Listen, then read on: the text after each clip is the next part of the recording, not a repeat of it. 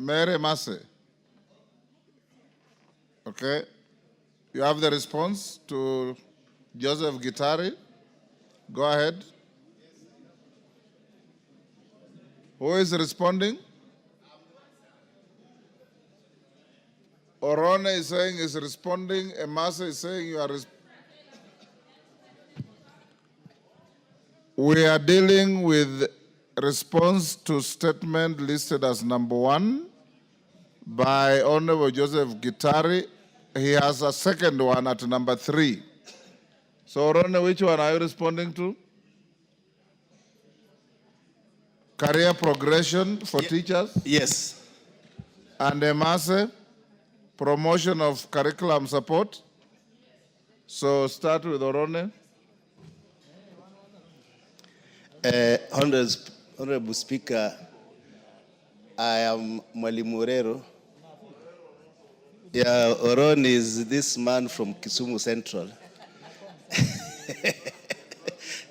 He's honorable member from Kisumu Central.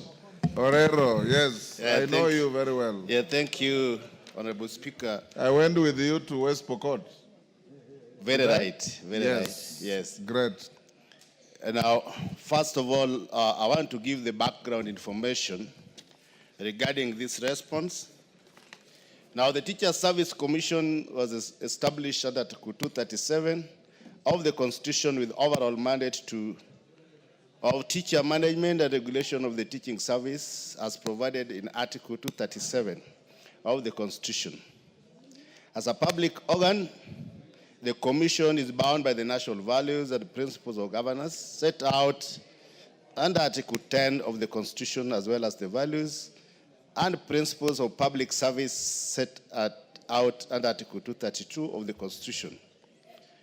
Mr. Speaker, to operationalize the mandate of the Commission, the Parliament enacted the Teacher Service Commission Act and the Code of Regulation for Teachers, referred to as CORT.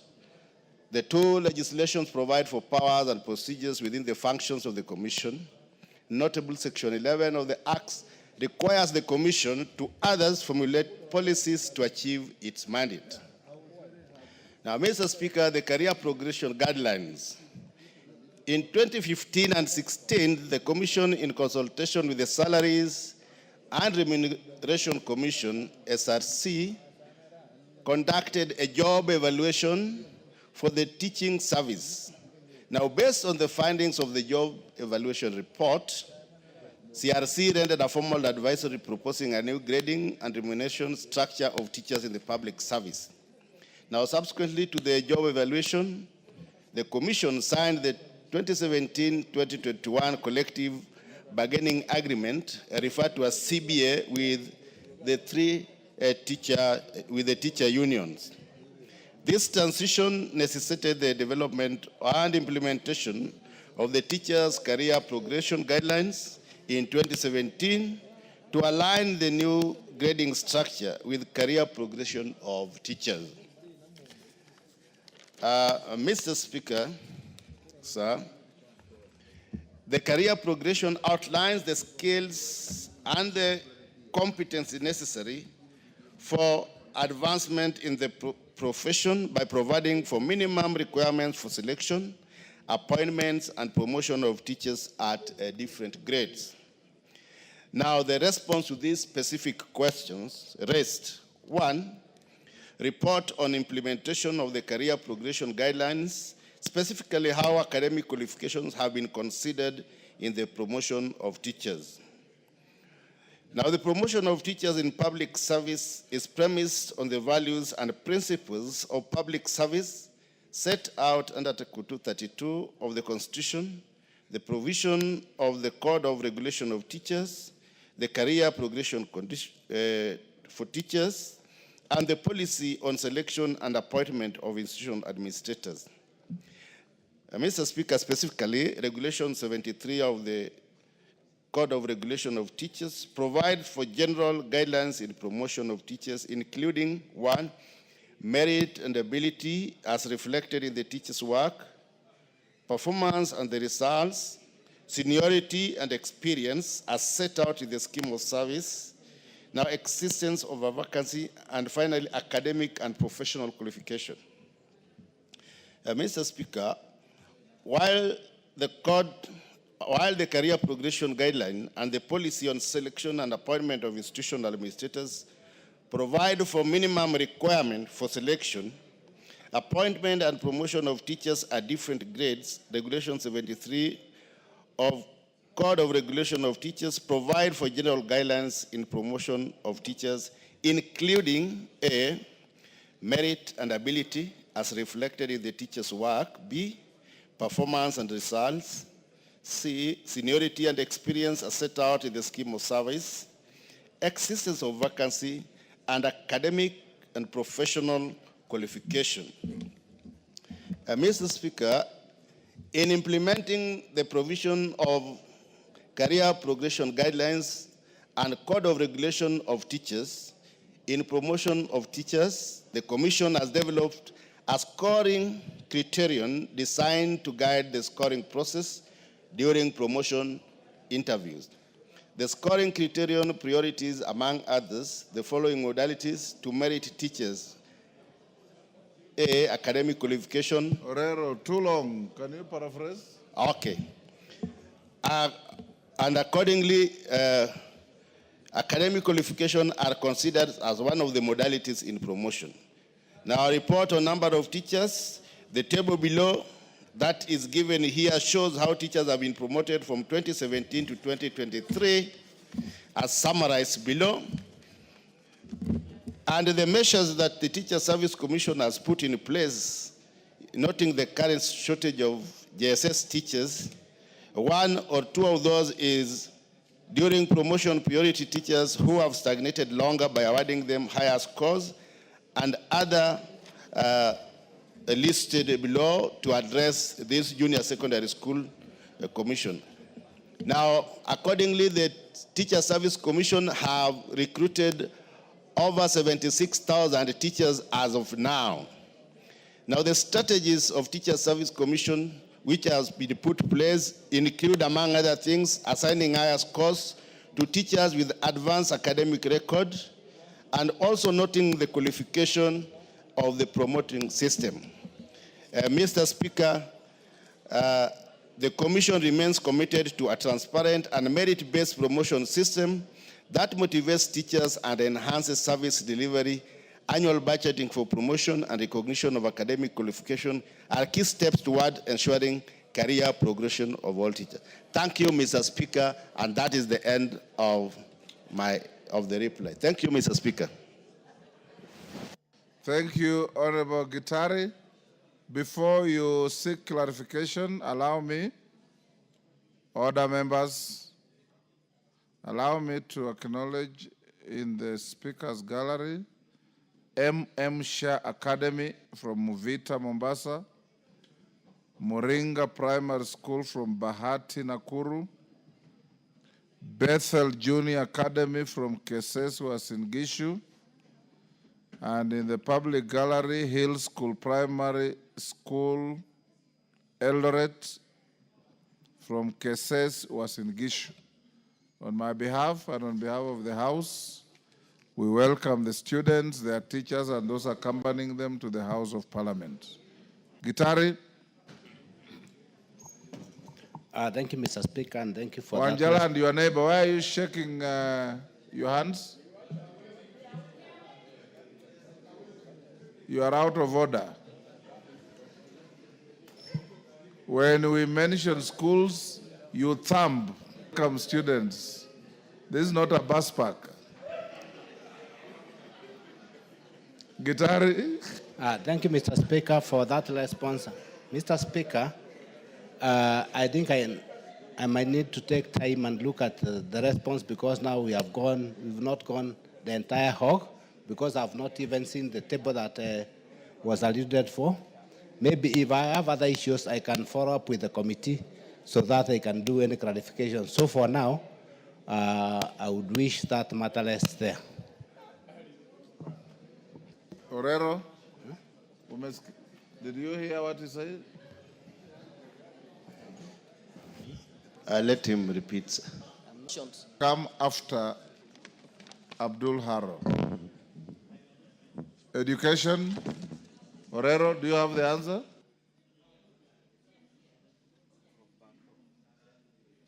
Barto.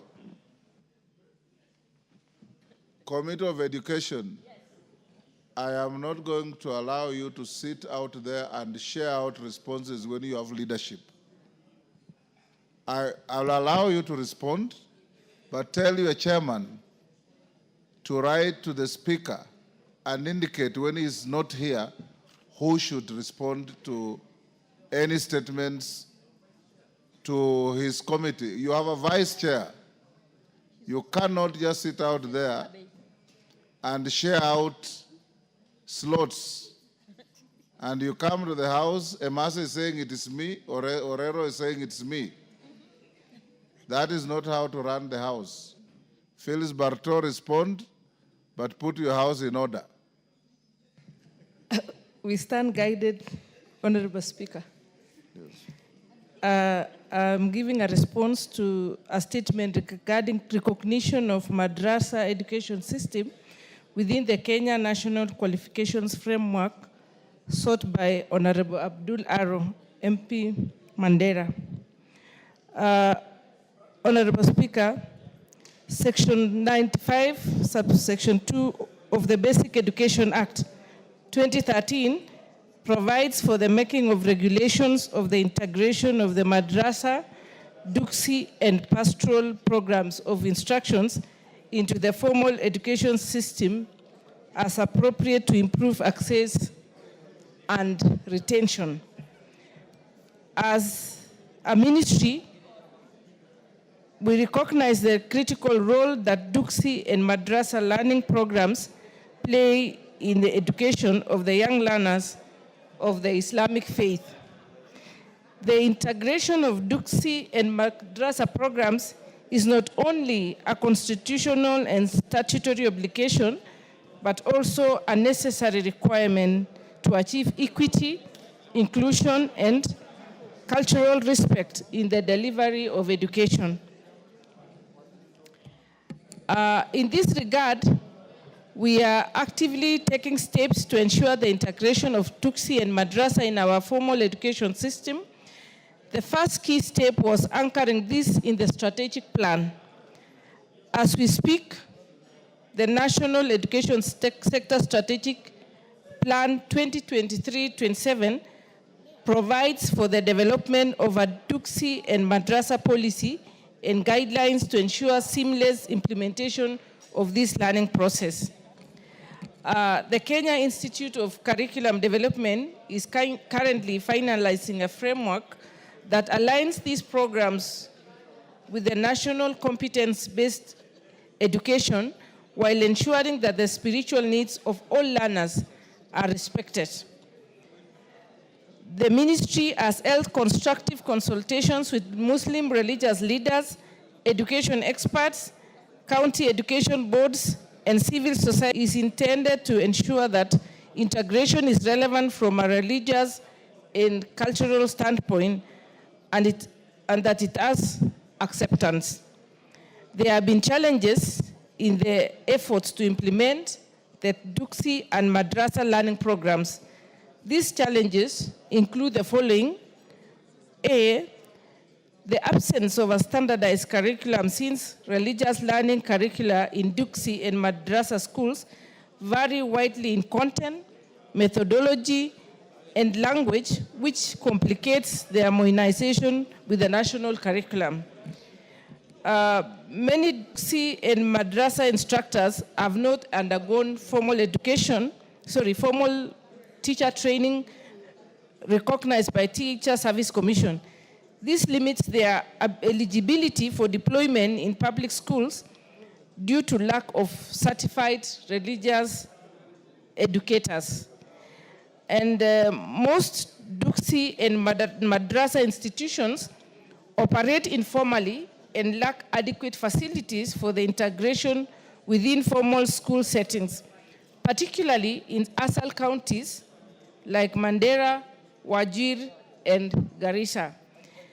However, the ministry is working with the stakeholders to address these challenges and to set the stage for the integration within the formal school settings,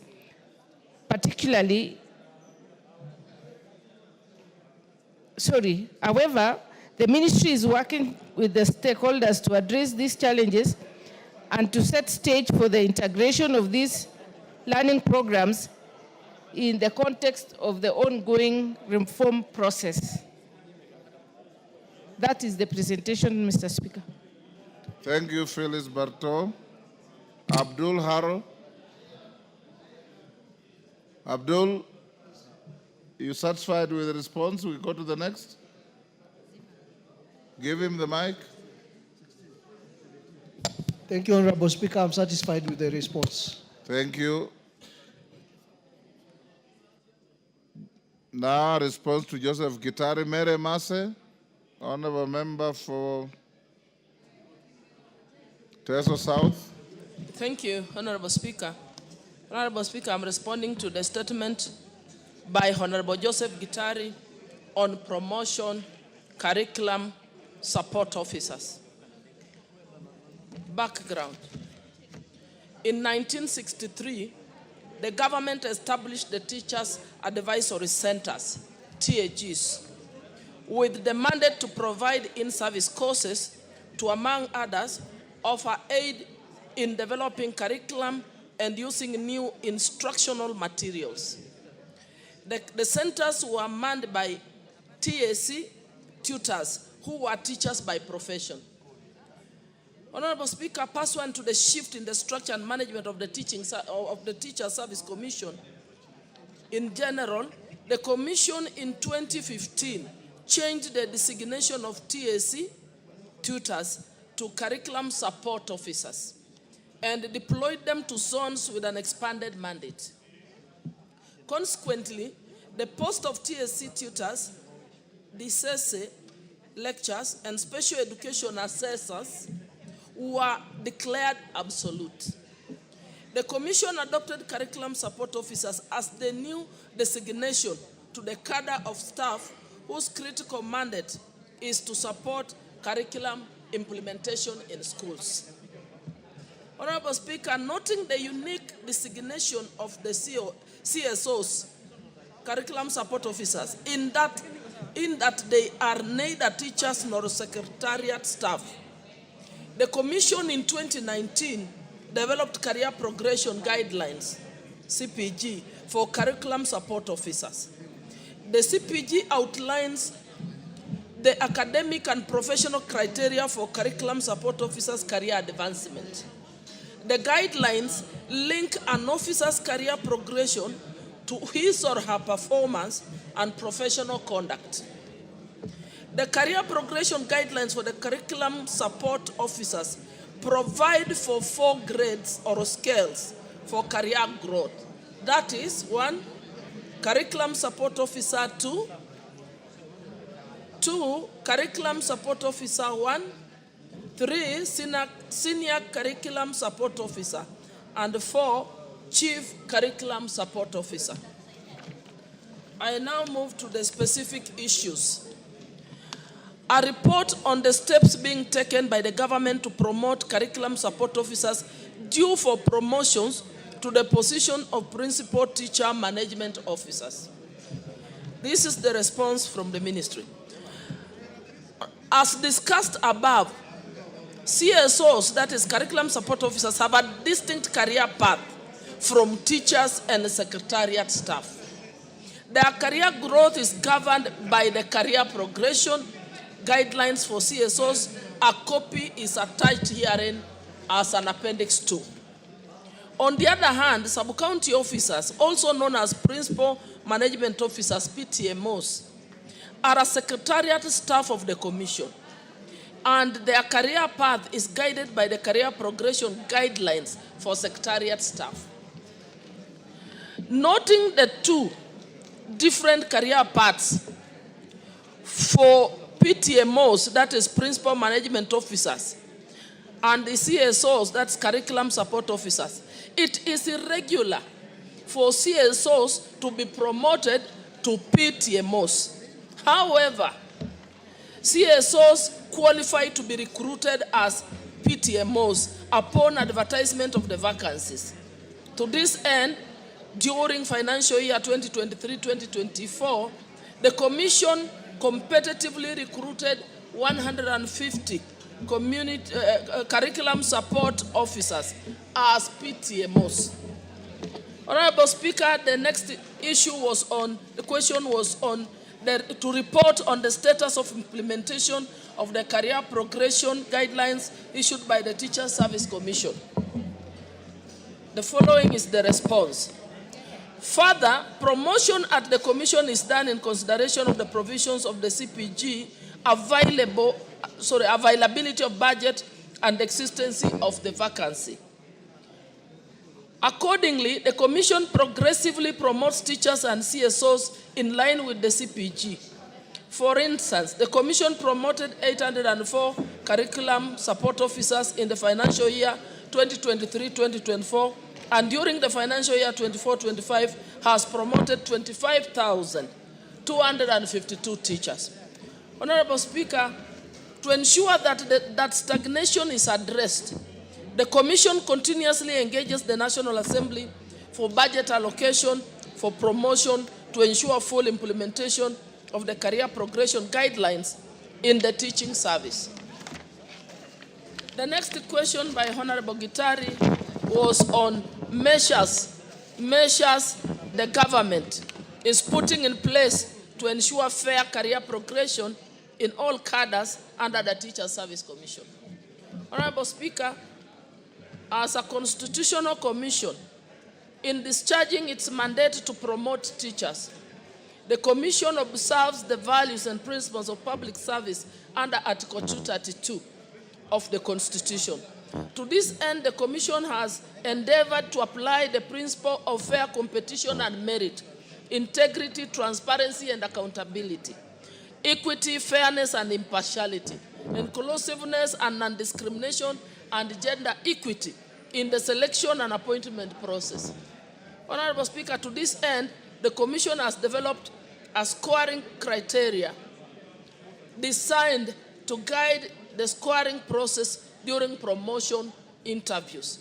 To ensure fairness, the scoring criterion prioritizes the following modalities to merit applicants.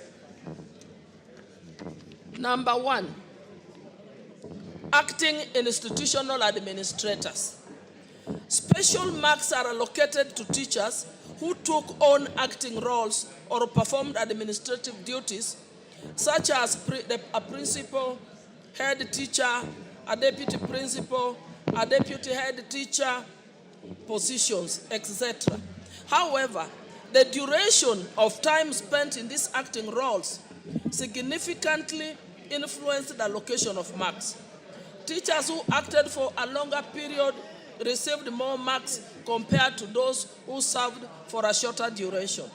This aims at acknowledging the level of responsibility handled by teachers during their acting tenure.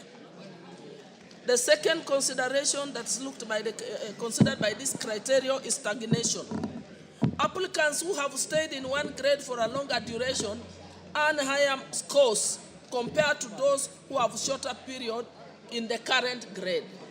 Honorable Speaker, the third criteria that's being considered is performance appraisal. Applicants who have higher performance appraisal Mary Master, how much more to go? Half a page. Okay. Half a page, Honorable Speaker. Applicants who have higher performance appraisal scores receive higher overall scores in the promotion evaluation. This criterion aims to ensure that applicants who consistently excel receive appropriate recognition and rewards for their efforts. The next one is the level of experience. Applicants aged 55 years and above score higher compared to those in the younger age brackets. A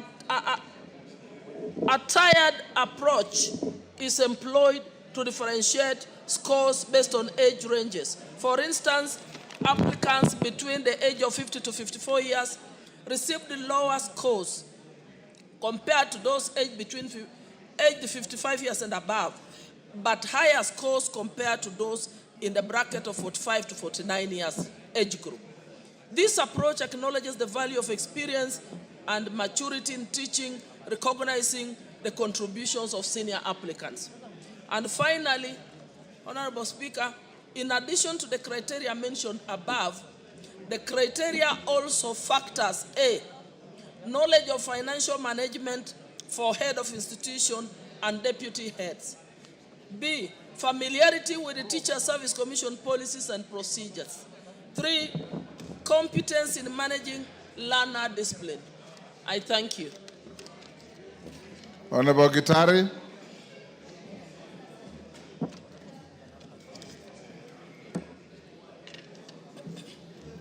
Thank you, Mr. Speaker. Mr. Speaker, as per the response, the TSC is keen on career progression for CSOs. Could we be informed the reason as to why TSC excluded CSOs from senior school CB retouring if it has put any remedy on career progression? Mary Masse, do you have the competence to answer that?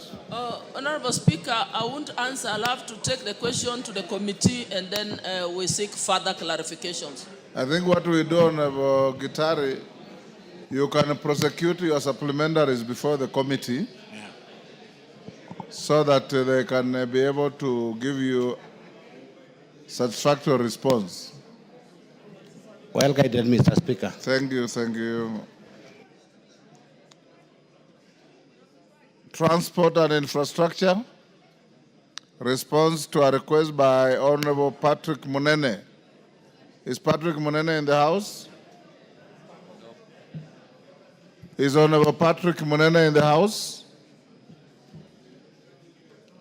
He's not. Honorable GK will skip that. John Kagusha. GK. Order that Kamukunji should be disbanded.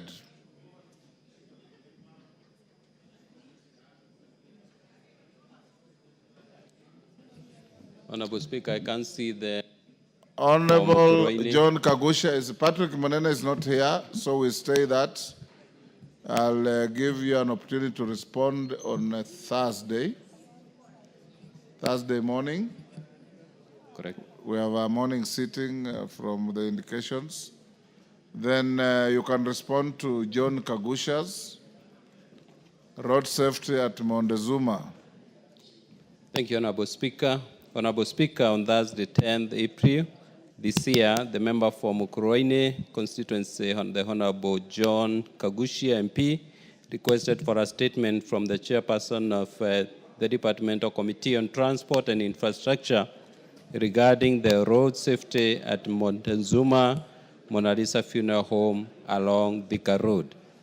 The Honorable Kagushia in the statement indicated that the absence of designated crossing point in this area has resulted in a worrying surge in accidents and fatalities. Honorable Speaker, the Honorable Kagushia therefore sought to, among other things, establish a detailed report on the number of and nature of road accidents that have occurred in the area called Kabati, near Montezuma Mona Lisa Funeral Home along Thika Road over the last 6 months, including contributing factors. B, specific measures being put in place by the ministry to address road safety concerns near Mona Lisa Funeral Home along Thika Road, including construction of a footbridge at the location to reduce pedestrian-related accidents and expected timelines for completion of these solutions. Honorable Speaker, the committee received a written response from the Ministry of Roads and Transport, which I now wish to make. Number one, regarding the number and nature of road accidents that have occurred in the Kabati area, the ministry submitted that in the last 6 months, there have been 13 crashes at the Kabati area along Thika Road, and most of these crashes occurred between 6 p.m. to 9 p.m. that is 30.8% of accidents, and 9 p.m. to midnight, about 23% of accidents. Number two, pedestrians are highest number of fatalities at 57.1%, followed by riders, 28.6%, while passengers sustained highest number of injuries at 82.4%, followed by riders at 11.8%. Three, the ministry further submitted that passenger cars were involved in 35% of crashes, followed by motorcycles at 25%, and PSV, that is matatus, at 15%. These crashes were primarily caused by driver negligence, including failure to yield speeding, and loss of control, as well as pedestrian misjudgment when crossing the road, the BC road. Additionally, Honorable Speaker, mechanical failures, particularly in PSV, contributed to some severe collisions. Number four, regarding the specific measures being put in place by the ministry to address road safety concerns near Montezuma Mona Lisa Funeral Home along Thika Road, including construction of a footbridge at the location to reduce pedestrian-related accidents, and expected timelines for implementing these solutions. Honorable Speaker, the Ministry for Roads and Transport, through the Kenya National Highway Authority and the National Transport and Safety Authority, have put in place the following measures to enhance road safety at Montezuma Mona Lisa Funeral Home. A, with the need for pedestrian safety enhancement in the area, albeit as short-term measures, designation. Honorable Speaker, you may need to protect me because there are two members in front of me who are making very loud noise. Honorable Speaker, I have two colleagues who are not giving me peace in front of me. Order, Honorable Hillary and Justice. Thank you, Honorable Speaker. B, implementation of appropriate speed limit and usage of infrastructure, raised crossings, speed bumps, and rumble strips to encourage compliance. C, continuous awareness, that is educational campaigns on usage of helmets by riders and pillion passengers, and effective protective gear, especially at night and during low visibility periods to enhance visibility. And D, continuous awareness, that is educational campaigns for pedestrians to cross at the designated crossing points and use reflective protective gear to enhance visibility, especially at night and during low visibility periods. E, continuous raising of awareness on importance of drivers slowing down and paying attention to pedestrians, particularly in areas with busy activity, with a lot of activities, that's busy areas. F, vehicle owners to continuously maintain their vehicles pursuant to legal requirements of Cap 403 of the Traffic Act. G, introduction of vehicle telematic systems under the draft Commercial Vehicle Operational Regulations 2025, as real-time monitoring can be used to alert drivers of unsafe driving conditions and behavior, ultimately reducing accidents and promoting safer driving practices. H, continuously liaise with the county governments to install street lighting at the appropriate locations, especially in areas where visibility is limited. Honorable Speaker, thank you, and I submit. Kagusha. Thank you, Honorable Speaker. I want to appreciate the response even though the response has come rather late after raising it back in April. Honorable Speaker, what you'll notice is that from the steps that Ministry or Kenha proposes to take, none of those proposals give any meaningful solution to the problem that we have there. Honorable Speaker, for us to be able to solve this problem, what we require is a footbridge. But when you look at the responses that we are getting now, Kenha and Ministry is proposing to enhance awareness for pedestrians to observe the pedestrian crossing points. Honorable Speaker, where we have this Mona Lisa morgue, we do not have any designated pedestrian crossing lane anywhere. And so when Kenha proposes that it is going to be enlightening and creating awareness to pedestrians to observe the crossing points, Honorable Speaker, I am at a loss, because then I do not understand which crossing point is this that Kenha is referring to, unless Kenha is responding to this statement without having gone to the ground to check. Honorable Speaker, I would like to urge you to give direct instructions to the ministry to first create that pedestrian crossing point, which they are saying they are going to create awareness, which does not exist. And of course, give direct instructions so that the ministry can be able to put up a footbridge. Honorable Speaker, on 17th July of this year, 3 months after I had raised this question or this request for statement in this House, 2 members of the same family, blood sisters, were knocked down at the same crossing point. They were crushed, and one of the sisters died, and the other one has had to now do without both of her limbs. Honorable Speaker, this is a demonstration of how our roads have become unsafe. And having gone through a very tragic week last week, where this country has lost 80 people through road accidents in Kisumu, in between Kakamega and Kisumu Road, Namanga Road. Honorable Speaker, you are supposed to seek a clarification. You are now raising a wholly new structure of questions.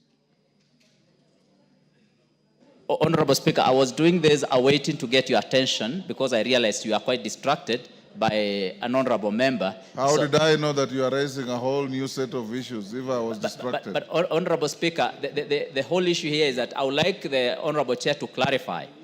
Do we have a pedestrian crossing point between the Shell petrol station and the Mona Lisa morgue on that road? Honorable Speaker, really, we don't have that. I frequent this road because this is where I go when I'm going to Mukurweini. And Honorable Speaker, this has become a black spot. And this morgue is serving the whole of that region and indeed the whole country. And when you pass through there in the morning, you find the place is so heavily congested. Unfortunately, family members who are coming there to collect their loved ones to go and bury them, some of them are actually being left in the same morgue, dead after having been crushed. Point made. GK.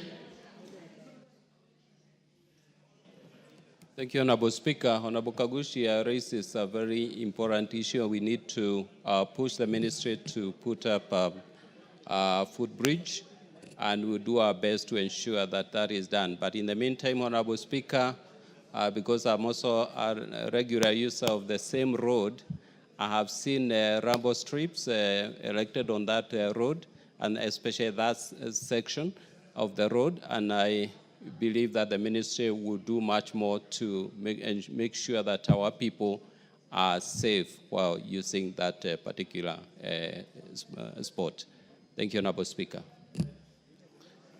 Yes, Owen. What you can do. Honorable Speaker, so that I may inform the Honorable Kagushia, Honorable Kagushia, you know that money appropriations are done in this House.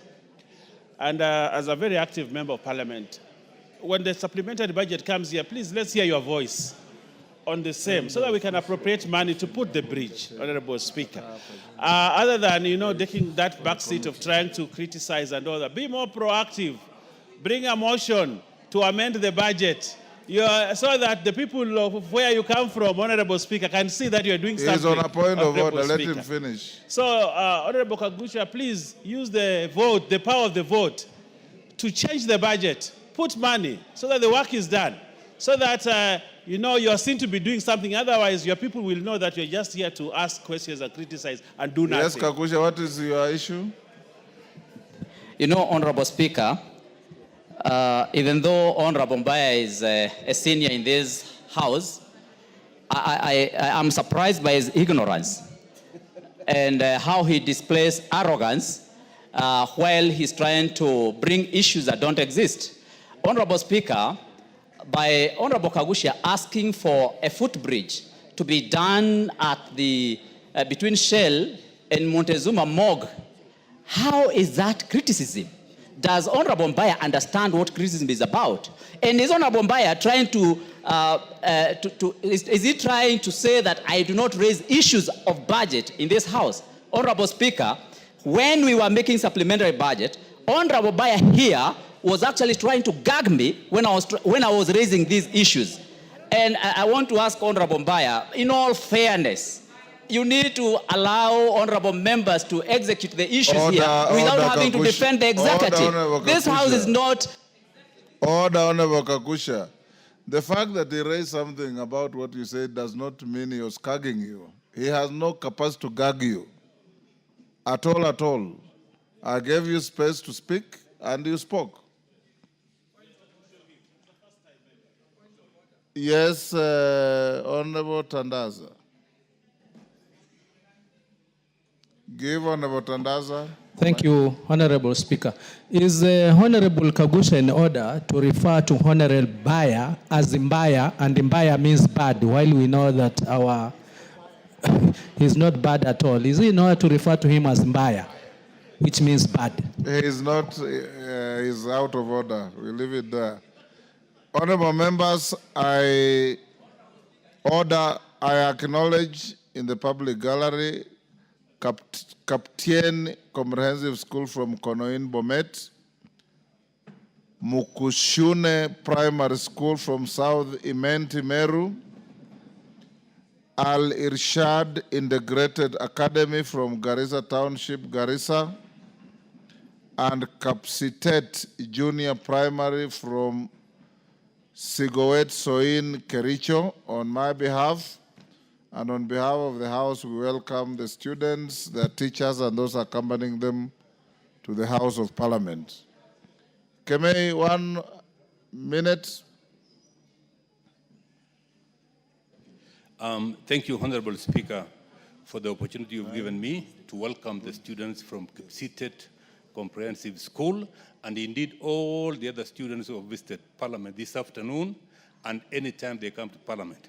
Mr. Speaker, Kipsitet Primary is one of the best performing primary schools in the constituency, and the last edition of the Kericho County Cross Country Championships, they helped us host the championship, and they saw the world beaters who took part in the cross country, including Ferguson Rotich and Faith Cherotich, who is the fourth best in the world in the distance of 3,000 meter steeplechase.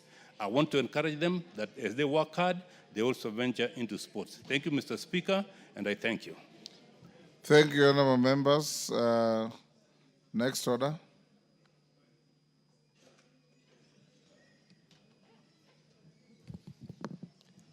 Order number 10.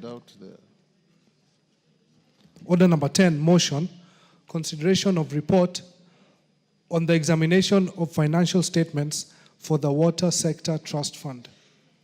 Honorable members, I was requested by Honorable Daoud of Imenti on behalf of the committee that we step down this order. They are not ready. We can put it to next week on Tuesday morning. Next order. Order number 11, Committee of the Whole House. Honorable members, will you be upstanding?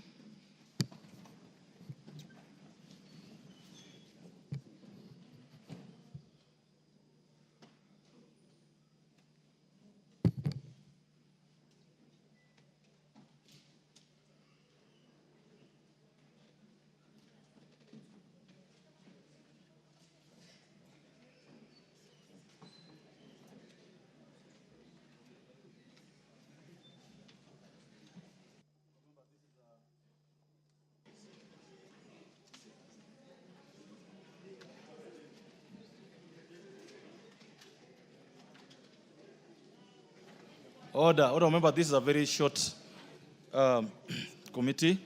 It regards the President's reservations to the National Land Commission Amendment Bill, National Assembly Bill number 43 of 2023. Order. Order. Shall we then take our seats so that we can do it quickly? Members, as you may be aware, the procedure for handling the President's reservations.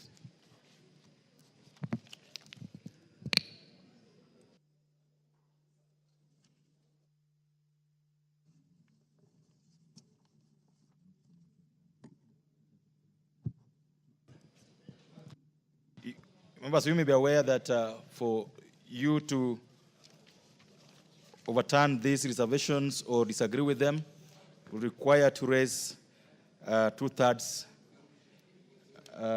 majority of the members, because it's pursuant to Articles 115, 2 and 2A and 3, and Article 122 of the Constitution. And in this instance, to pass these reservations requires just a simple majority. So we'll proceed quickly.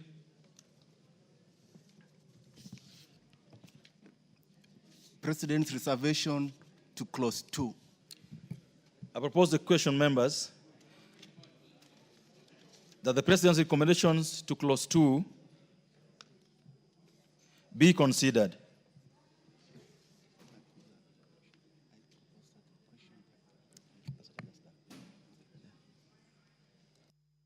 Pose a question. The President's recommendations to clause 2 be considered. Chairperson? Chairperson, Lands Committee? Are you the one dealing with it? Chair, go ahead. Thank you, Honorable Chair. Honorable Chair, I propose that clause 2 be amended as contained in the order paper, just to add that when the committee considered the reservations as presented by His Excellency the President, the committee agreed and adopted all the reservations that were presented by His Excellency the President, and that's why we are proposing that this clause be amended as proposed.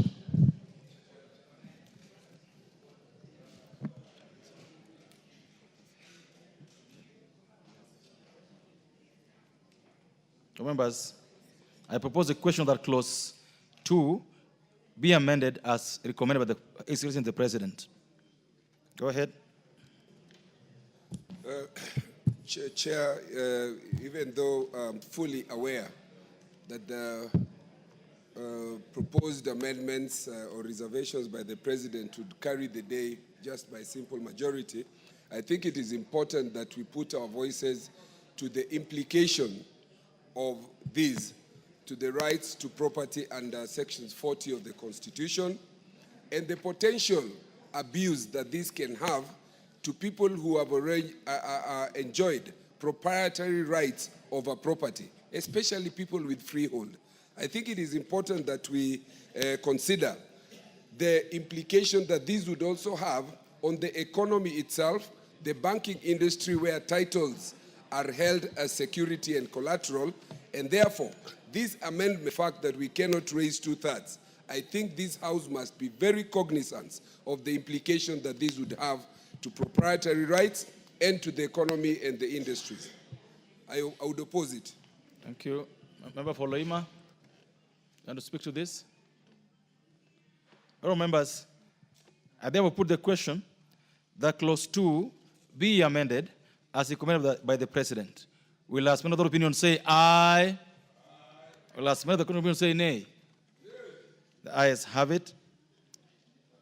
All members, it therefore goes without saying that the President's reservations and recommendations to clause 2 are carried. President's reservation to clause 3. Members, I propose a question that the President's recommendation to clause 3 be now considered. Chairman, Lands Committee. Thank you, Honorable Chair. I propose that clause 3. You beg to move that? I move that the clause 3 be amended as contained in the order paper. Chair, what we have is just about clarity and aligning the clause to the Constitution. So when the committee considered this, again, we adopted because it was just giving sanity and cleaning that particular clause. There was nothing major, including even clause 2. Clause 2 was talking about the limit, the 5-year limit. So it didn't have a lot of implications, and we were even proposing that once we are done with these amendments, we can still revisit and see whether we are able to give that extension. There is provision within the clause that if any President. Will as another opinion say aye? Will as another opinion say nay? The ayes have it, with the result that the President's recommendation for amendment of clause 3 of this bill is carried.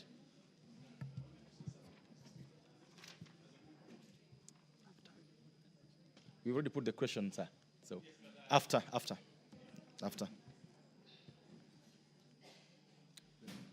Not now. You're gonna get a chance in the coming.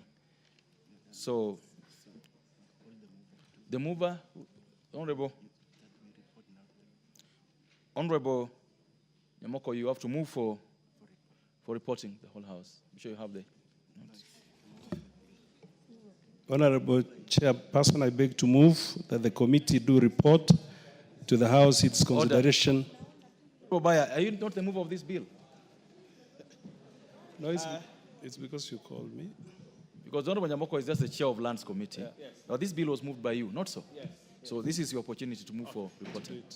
That's okay. Thank you, Honorable Speaker. Honorable Speaker, Chairman, Honorable Chair, I want to, say, let me move fast, then I say. Let me move fast. Let me move, yeah? Honorable Chairperson, I beg to move that the committee do report to the House its consideration of the President's reservations to the National Assembly Land Commission Amendment Bill, National Assembly Bill number 43 of 2023, and its approval thereof without amendment. Honorable Speaker, Honorable Chair, while we know the limitations we have as Parliament when dealing with presidential reservation, we respect that because it is constitutional, Honorable Speaker. But the amendments that have come in, Honorable Speaker, just like Honorable Olwoch was talking about, have certain implications both in law and constitutionality that, Honorable Speaker, we as a country we may run into some trouble, Honorable Speaker, as we move forward. While some of the amendments provide clarity and they're very good. For example, the amendment, Honorable Speaker, on the issue of publishing in the Gazette notice, which I agree, or the amendment on a person may register determination, because the National Lands Commission has had that problem, that a determination is done and then no action is taken because NLC will say, no, we need a court order on the same. But now we are providing clarity, and I thank the team that worked on this to say now, when a determination is done by National Lands Commission, the beneficiary of that determination can now go to court and register that determination, which I think is an improvement. Thank you, Major. Because for many times, you see, National Lands Commission determinations have been ignored, but this registering it gives it force of law, which is very important. Honorable Speaker, Chair, again, the Commission... You know very well, the Honorable Bayer. I understand, but order. Allow me some latitude. This is not the stage to do that. Okay. You know that very well. So I beg to move, Honorable Speaker. Thank you. That we do reporting to the House. Thank you. Thank you. Members, I now put the question, which is that the committee to report to the House its consideration of the President's reservations, the National Land Commission Amendment Bill, National Assembly Bill number 43 of 2023, and its approval thereof without amendments. Will as many other opinion say aye? Will as many other opinion say nay? Ayes have it.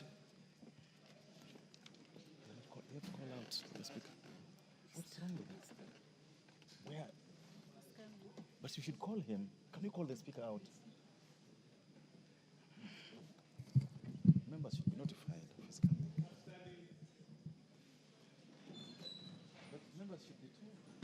Honorable members, Mr.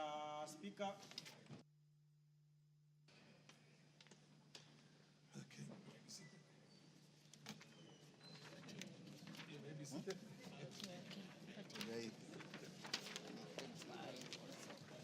Just give him any other.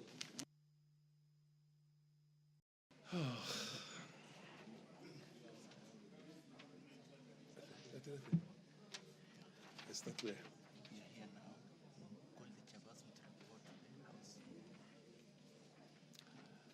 I call upon the chairperson to report to the House.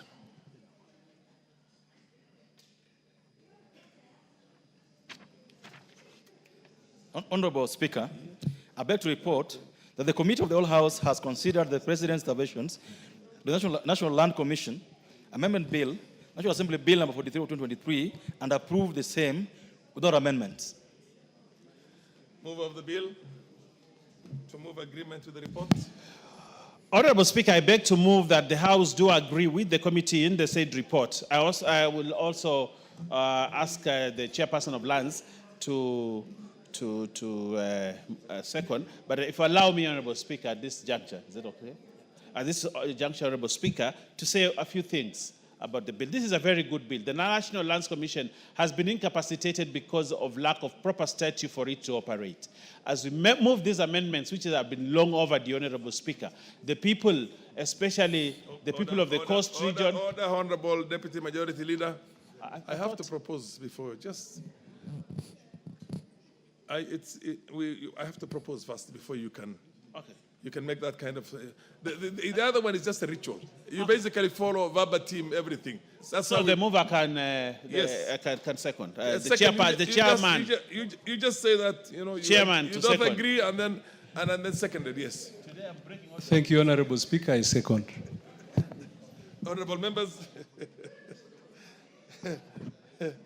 honorable members, I propose a question, which is that the House doth agree with the committee in the said report. Yes, Honorable Speaker. Yes, you are allowed now. Yes. So, Honorable Speaker, like I was saying, this is a very important piece of legislation, Honorable Speaker, that will give power to the National Lands Commission now to start reviewing grants which had been halted because of the expiry of the period of 5 years. Secondly, Honorable Speaker, we are also giving the National Lands Commission the power to handle historical land injustices, Honorable Speaker, which had been stalled by the fact that the law had expired because there was a limitation that had been put in the statute, Honorable Speaker. And therefore, Mr. Speaker, I want to urge the National Lands Commission, as we give them this power to do their work, there has been cold feet around giving National Lands Commission power because sometimes they override the power and put in some injustices, Honorable Speaker, as they handle injustices, Honorable Speaker. So I want to ask them to start work. Let the people of the coast region, let the people of Western, let the people of Nyanza, let the people of Nairobi, who, Honorable Speaker, for a long time have suffered historical land injustices, now get justice because we have given them the law and the power to do it. But, Honorable Speaker, I will feel very bad as a mover of this bill and as initiator of this process that they sit on the powers and do nothing until the time lapses again, Honorable Speaker. We want them to move with speed. And I want to ask the chairperson here, a very good man, who deserves another term in this parliament. He has served his people very well, the Honorable Nyamoko. He's done very well. And he's served the Committee of Lands in this house very well. And my brother, you deserve another term. And I'll ask the people of your constituency, Kuria, to ensure, North Mugirango, to ensure that they re-elect you because of the work you have done, to give them power, Honorable Speaker, for historical land injustices to be had. But, Honorable Speaker, as we do this, we would like your committee, Honorable Speaker, to give them more money, more resources. The fact that they have the power and the statute and the law on their side, Honorable Speaker, without funds, without money, they will do nothing. So many times the National Lands Commission is underfunded. And if it is underfunded, Honorable Speaker... Order, somebody's on a point of order. What's your order? What's your point of order? Thank you, Mr. Chairman. The MP for Isiolo South. Yes, the Deputy Majority Leader mentioned the coast region and any other parts. concerning historical injustices. Historical injustices covers even our part. In the northern part of the country, including Isiolo, is also covered. Please mention even Isiolo. Okay, Honorable Speaker, and I want to ask that there are people to hear you because you are a very good representative. You have to remind, actually what you've done, Honorable Speaker, this member of parliament for Isiolo will get another term because he is very concerned about his people. I want to say, Honorable Speaker, the people of Northeastern have suffered historical land injustices. Northern Kenya. Northern Kenya have suffered historical land injustices for many years. They have lived without titles. They have lived on land that other people claim is their land, Honorable Speaker. And they deserve justice. And that's why the Constitution of Kenya put two important things in that Constitution.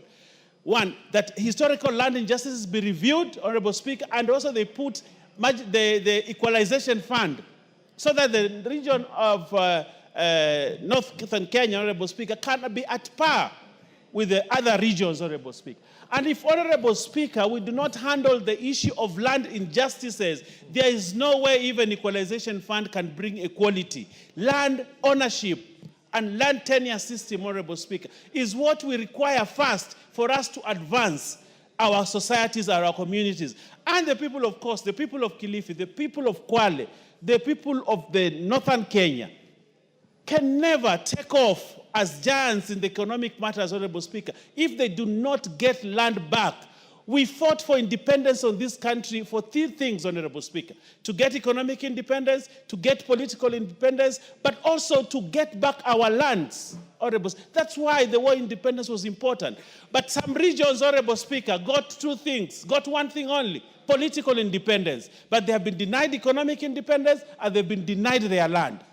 This law, Honorable Speaker, and I'm very passionate about this, is a precursor, is one big step towards ensuring that the reasons why we fought for independence in this country is achieved. And I am happy today that this 13th Parliament is midwifing this law, Honorable Speaker. And as we move, Honorable Speaker, on this matter, I want to say this. Although the presidential reservation, we support it because of the thresholds, constitutional. But there is one thing, while I will agree with it, but principally, Honorable Speaker, the Supreme Court ruled you cannot limit a right by virtue of time. A right is a right. If you are denied your right this year and you come and claim it 2050, it will still be a right. But what we have, but the presidential memorandum, Honorable, has introduced the aspect of time again, capping it at 5 years. So if something was done to me and I come to realize this was an injustice 10 years from now, what do we do? And the Supreme Court made a ruling, Honorable Speaker, that we cannot deny a right, somebody's right, by virtue that time has elapsed to lodge a complaint. But because of the constitutional thresholds, we cannot overturn. But I also like what they have done. They have said Parliament can review and give more time. Although it's not something that I really wanted. Deputy Majority Leader, but I want to say, I want to thank this Parliament. I want to thank you, Mr. Speaker, for allowing me the time to speak. I know when I talk about Northeastern, it touches you, your heart. And I want your heart to continue to be touched, Honorable Speaker, by such things. Otherwise, I rest my case and I thank you, Honorable Speaker. Order. Are you on a point of order? No. At this stage, it's allowed, yes, but only a small leeway. But if you insist, and you all want to be watched by your constituents back at home, I'll allow the Honorable, the Narok MP and Karole Omondi. Are you asking for yourself or are you asking for somebody else? Are you okay? Proceed, Honorable Oluoch, and then followed by Karoli. And then the MP for Narok. And honorable order. Honorable members, and please just take a minute. I know it's a very touchy issue. That's why the chair is willing to give a certain leeway. And land is a very passionate thing in this country, and it rightfully is. But let's just take 1 minute all so that we can conclude this matter. And Speaker, I want to thank you is for that Tandaza at that end there? Honorable Tandaza? Gatana, okay. Proceed, Oluoch. Thank you, Speaker, for allowing us the latitude to speak on this very emotive matter. And while I have no problem, absolutely, with Honorable Bayer and why we need to extend the time to deal with historical injustices, land injustices, my problem would be the expansionist nature in which the presidential memorandum has been crafted. Because if you allow this the way it is, to review all grants and or dispositions of public land, I have a particular case that would be affected by this, some of which is ancestral land, land that is under freehold, and I'm talking in respect of my own father, biological father, an 80-year-old guy whom the Kisumu County government has been trying to use through craft of interpretation to try and review leasehold that Kanyakwar people, and I think the Honorable Nyikal, owns land in the place where I am talking about. Land that has been ancestral, freehold, but which under craft of interpretation and expansionist way of looking at this may not be classified as dealing with historical injustices. It would be taking away proprietary rights that had already been accrued, which must not have been the intention of the Constitution and the drafters of this when they said they wanted to deal with the cases in Northeastern, the ones in Coast, and even in Madare where we've not been titled since independence. I have a problem with how the National Land Commission, and lastly, and I thank you, this is my very last point, we must also look at the constitutionality of this in respect of what you call the retrospective or retroactive application of law.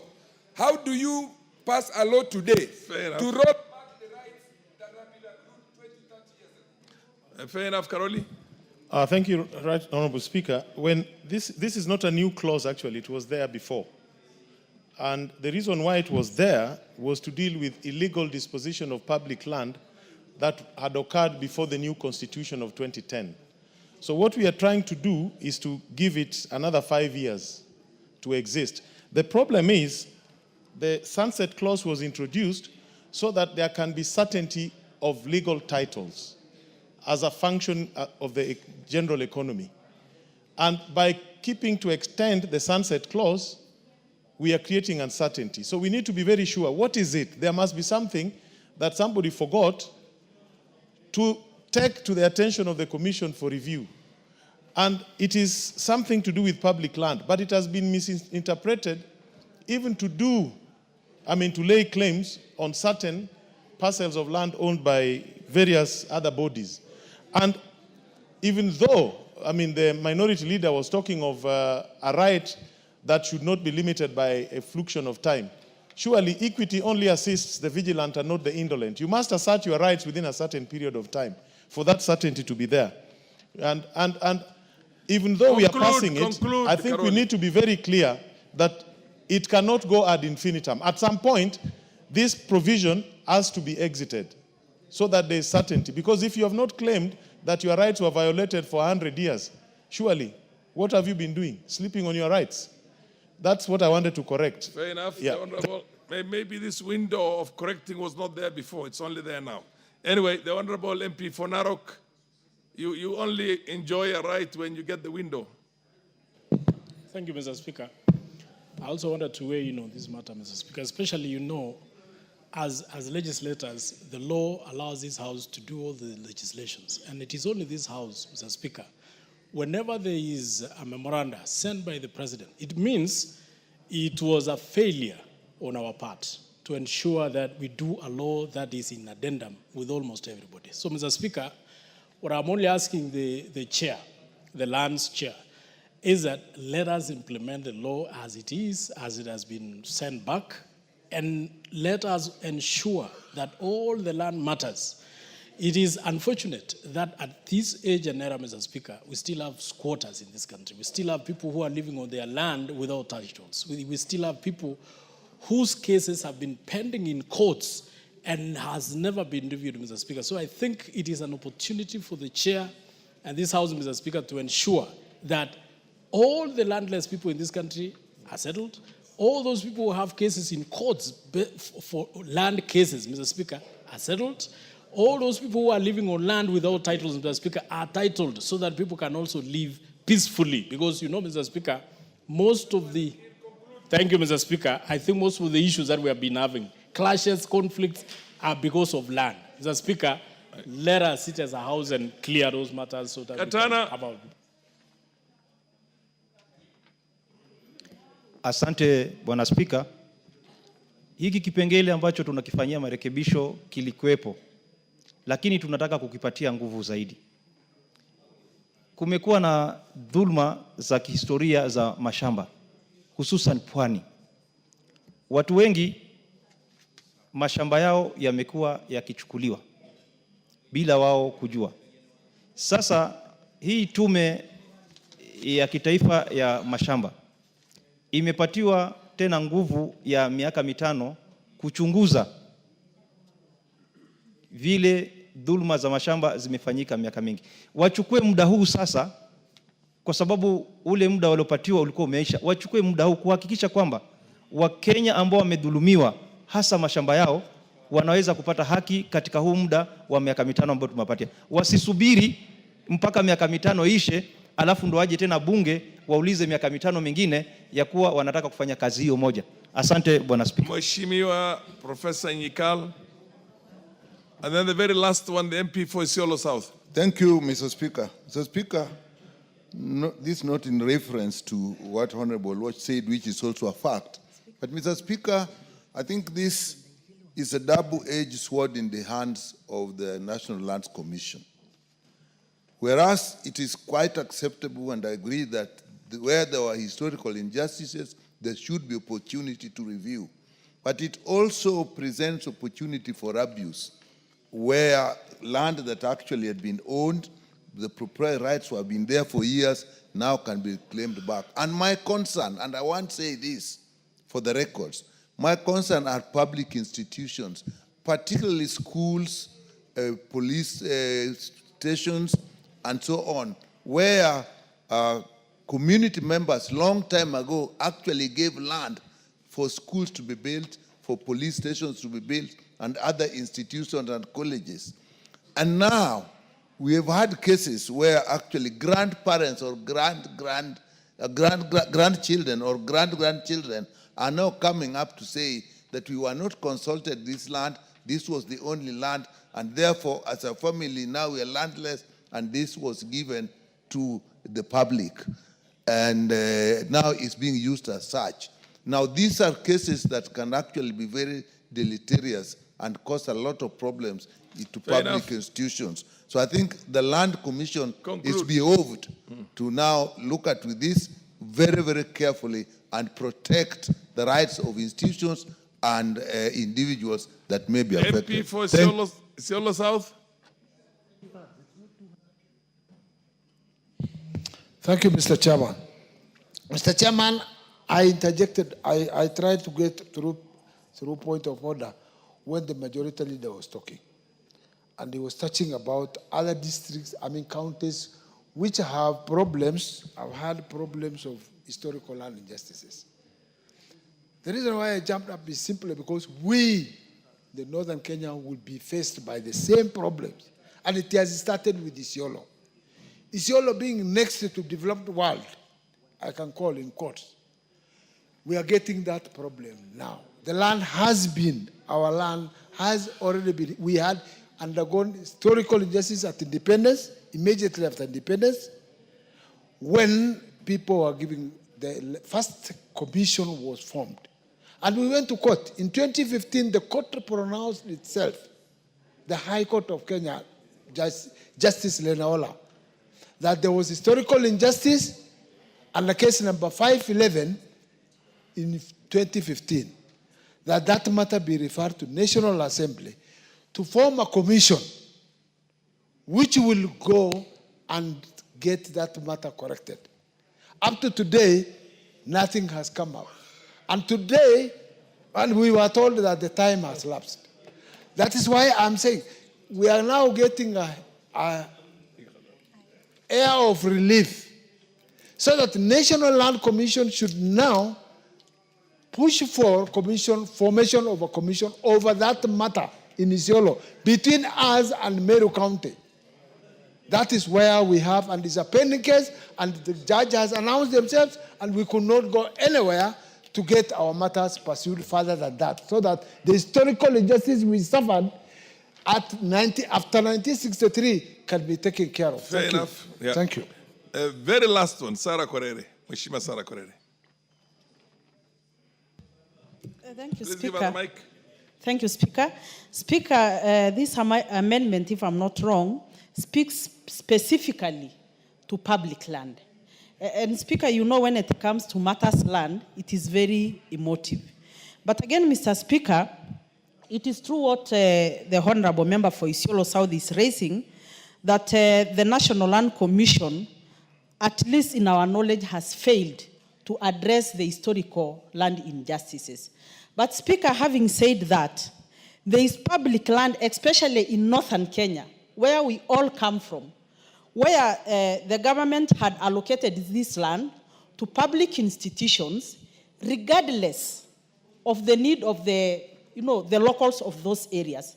And most of the times, Mr. Speaker, like the Leparua land, you find that the Kenya Defense Forces has been given so much land, and the local communities are killing each other because of the scarce resources. You know, if you look at the KDF today, there is so much grounds they can go to train. The Suguta Valley, why should that be a no-go zone area for the KDF? They have everything it takes to flush out those bandits there and go and train in Suguta Valley. They can go train in Gogodo Forest. You know, the bandits have taken over Mgogodo Forest. So this amendment is very important, and the local communities.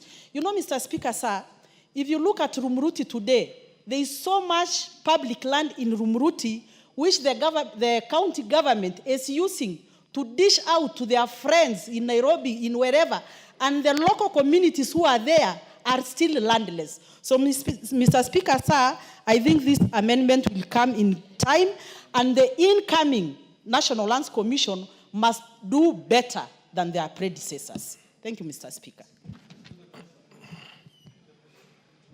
Jamatian, you came late. What happened? Serious. 1 minute.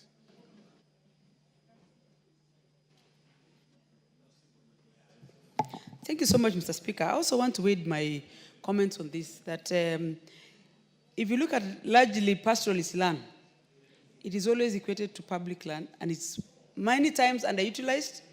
But if you look at the recommendation of the Commission, most people who live in those lands suffer a lot. In question, we have people who have lived in this land, mainly foreigners. Like in Baringo, for instance, at Laikipia, we have one tract of land owned by one Cookie Kuhlman. Sometimes it's historic, but the effect that always is brought to the community is so much. I think the Commission should do better in considering the realities of the day at the expense of the, rewarding and giving people land, or adjusting their recommendations and laws that might many times affect the people who are in those lands, and calling it public land. It's not public. It is always people's lands. Call public because probably it's not owned privately. Thank you, Mr. Speaker. Okay. Honorable members, I now put the question, which is that the House do agree with the committee in the said report. Will as many of the opinions say aye? Aye. As many of the contrary opinions say nay? The ayes have it.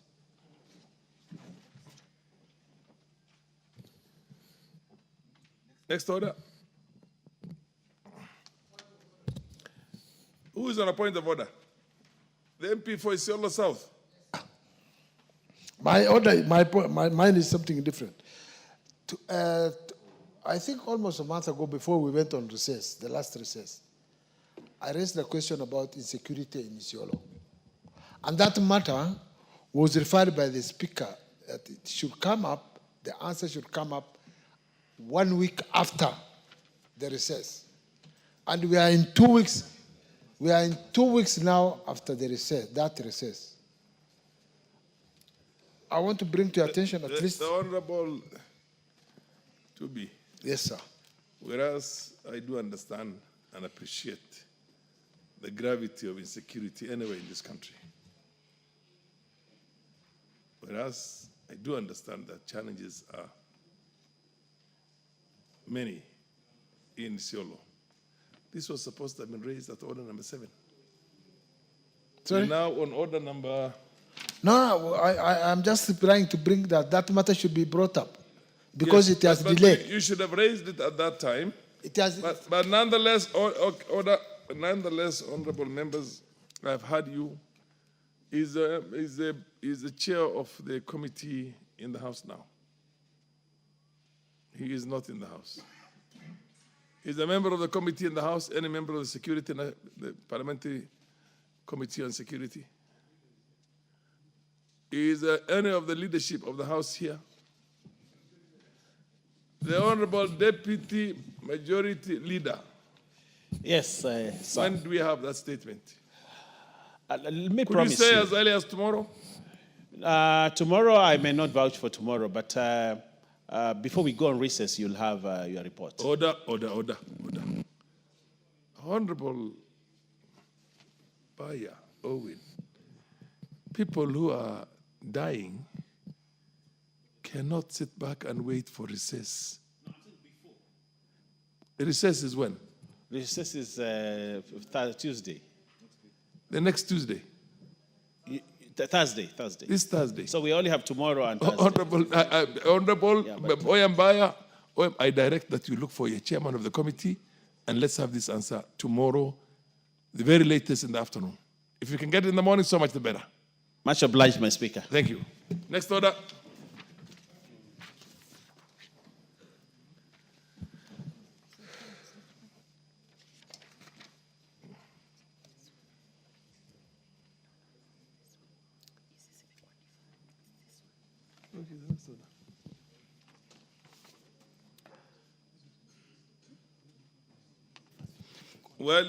Order number 12, motion. Consideration of fifth report on examination of financial statements of selected state corporations.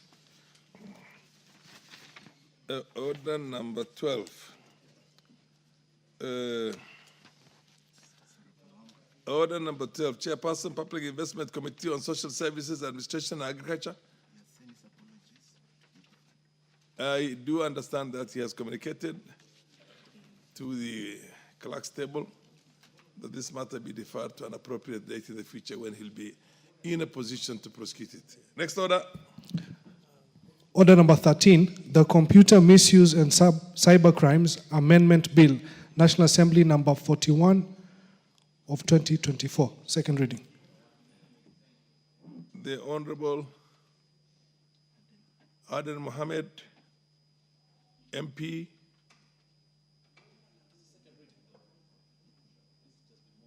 It's been moved, yeah?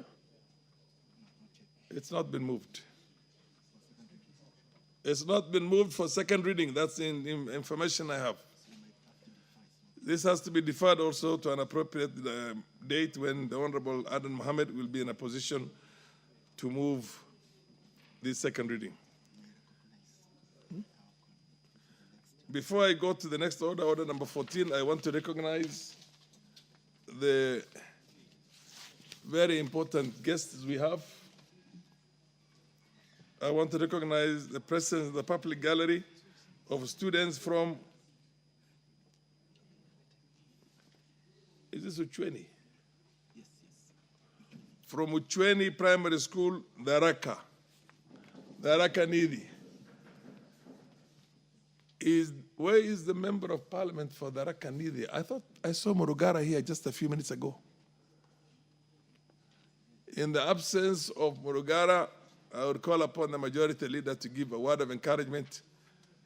Owembaya, to give a... Yes, give a word of, what do you call it, recognition and encouragement to the children from Uchweni Primary School in Daraka Nidi, which is a very arid place. Thank you, Honorable Speaker. Honorable Speaker. They need all the encouragement, yes. On behalf of the leadership and on behalf, I want to welcome the students from Tharaka. I welcome you to the chamber of the National Assembly, these hallowed grounds, this august house, Honorable Speaker, and also to welcome you to the National It's Assembly. the public gallery. You face this side. Yes, to the National Assembly, Honorable Yes. Speaker. Honorable Speaker, Tharaka reminds us of very interesting things. But one of the things is Tharaka has given us the Deputy President of the Republic of Kenya. And I want to encourage the children, just like our Deputy President, Professor Kithure Kindiki, who sat in this house, Honorable Speaker. We look forward, Honorable Speaker, to you one day coming to this chamber, work hard on your studies, play smart, do your best, and become glowing and very successful people out there in life after high school and after school. Excellent. Honorable Speaker. But I also want to remind that the beauty of Tharaka is that they always give us the last results, and those results form government. And therefore, you're very, very special people, the people of Tharaka. You're most welcome to Okay, this. I also want to recognize the presence of students from Gashiongo Primary Junior School in Tharaka. Another Tharaka, today is a Tharaka Day. And then Michesethiu Primary School and Junior School from Bere North in Embu. And Chengalo Chereber School from Keses in Wasingishu. Now, I am looking for a lady to give those words of encouragement. And under circumstances, I think you proceed, Honorable. Chamatian. Give her the mic. I'll give that school. The other one is in the Speaker's Gallery, but that will be done by somebody else. And I call on the MP for Imirua Dikir. Thank you so much, Mr. Speaker. I also want to take the opportunity to welcome all the students and pupils in the gallery, public and the Speaker's gallery to this august house. I want to tell them that everything is possible, you work hard, and success is very intentional. Everything you do today in school, at home, is going to reflect the future of your life. As you go back to school, make sure you always give it to your best. Otherwise, I want to say welcome and enjoy your time in Parliament, ask questions if you get opportunity, and learn more. Thank you so much. Finally, in the Speaker's Gallery, and hopefully one of the speakers in the future will come from the students who are sitting right now in the Speaker's Gallery from Eldoret Achiever School from Kapseret in Wasingishu. Can you applaud you know how to applaud in Parliament? Thank you. You're seated now. And now I call upon the MP for Imirua Dikir to proceed and give a serious word of encouragement. Words of encouragement to the students. Thank you, Mr. On Speaker. behalf of your colleagues from Wasingishu. Thank you, Mr. Speaker. On behalf of my colleagues, I would also wish to congratulate the students who are the Speaker's Gallery and, of course, the public gallery, those who come from different counties and different schools that welcome to the National Assembly. This is a place where they make laws. This is a place where they run almost the whole thing. This is where everything emanates from. Welcome and feel great because you are the future, and that future is now. You can always follow these proceedings and copy from here. But the most important thing, Mr. Speaker, is that they have found this house when it is very disciplined. So I think it is also for them to be disciplined in their schools so that they can make it to this National Assembly. Fair enough. Otherwise, We wish you all a happy trip back and a very safe trip back, and congratulate you on behalf of the House. Next order. Order number 14, the County Government's Amendment Bill, Senate Bill number 25 of 2023, second reading. The second reading has not been moved. Is that in order? Yeah, where is the honorable member, Timothy Toretich, the co-sponsor? Okay, move this second reading. Do you wish to move the second reading now? Yes, Honorable Speaker. Honorable Speaker, thank you for that opportunity. Honorable Speaker, I rise to move that the County Government's Amendment Bill, Senate Bill number 25 of 2023 be read a second time.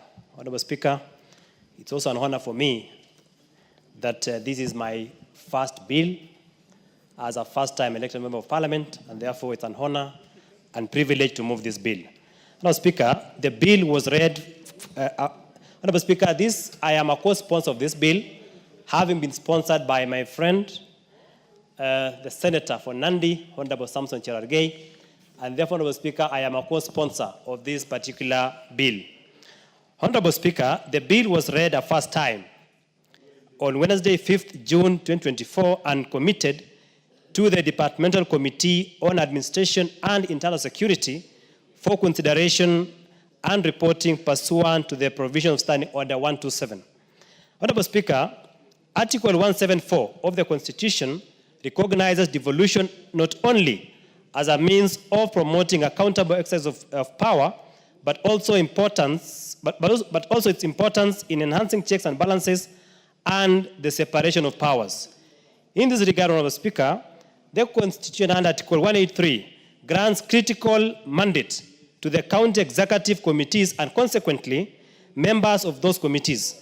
This includes 1, to implement county legislation, 2, implement national legislation within county, 3, manage and coordinate functions of the county administration and its departments, and finally, any other functions conferred by the Constitution or legislation.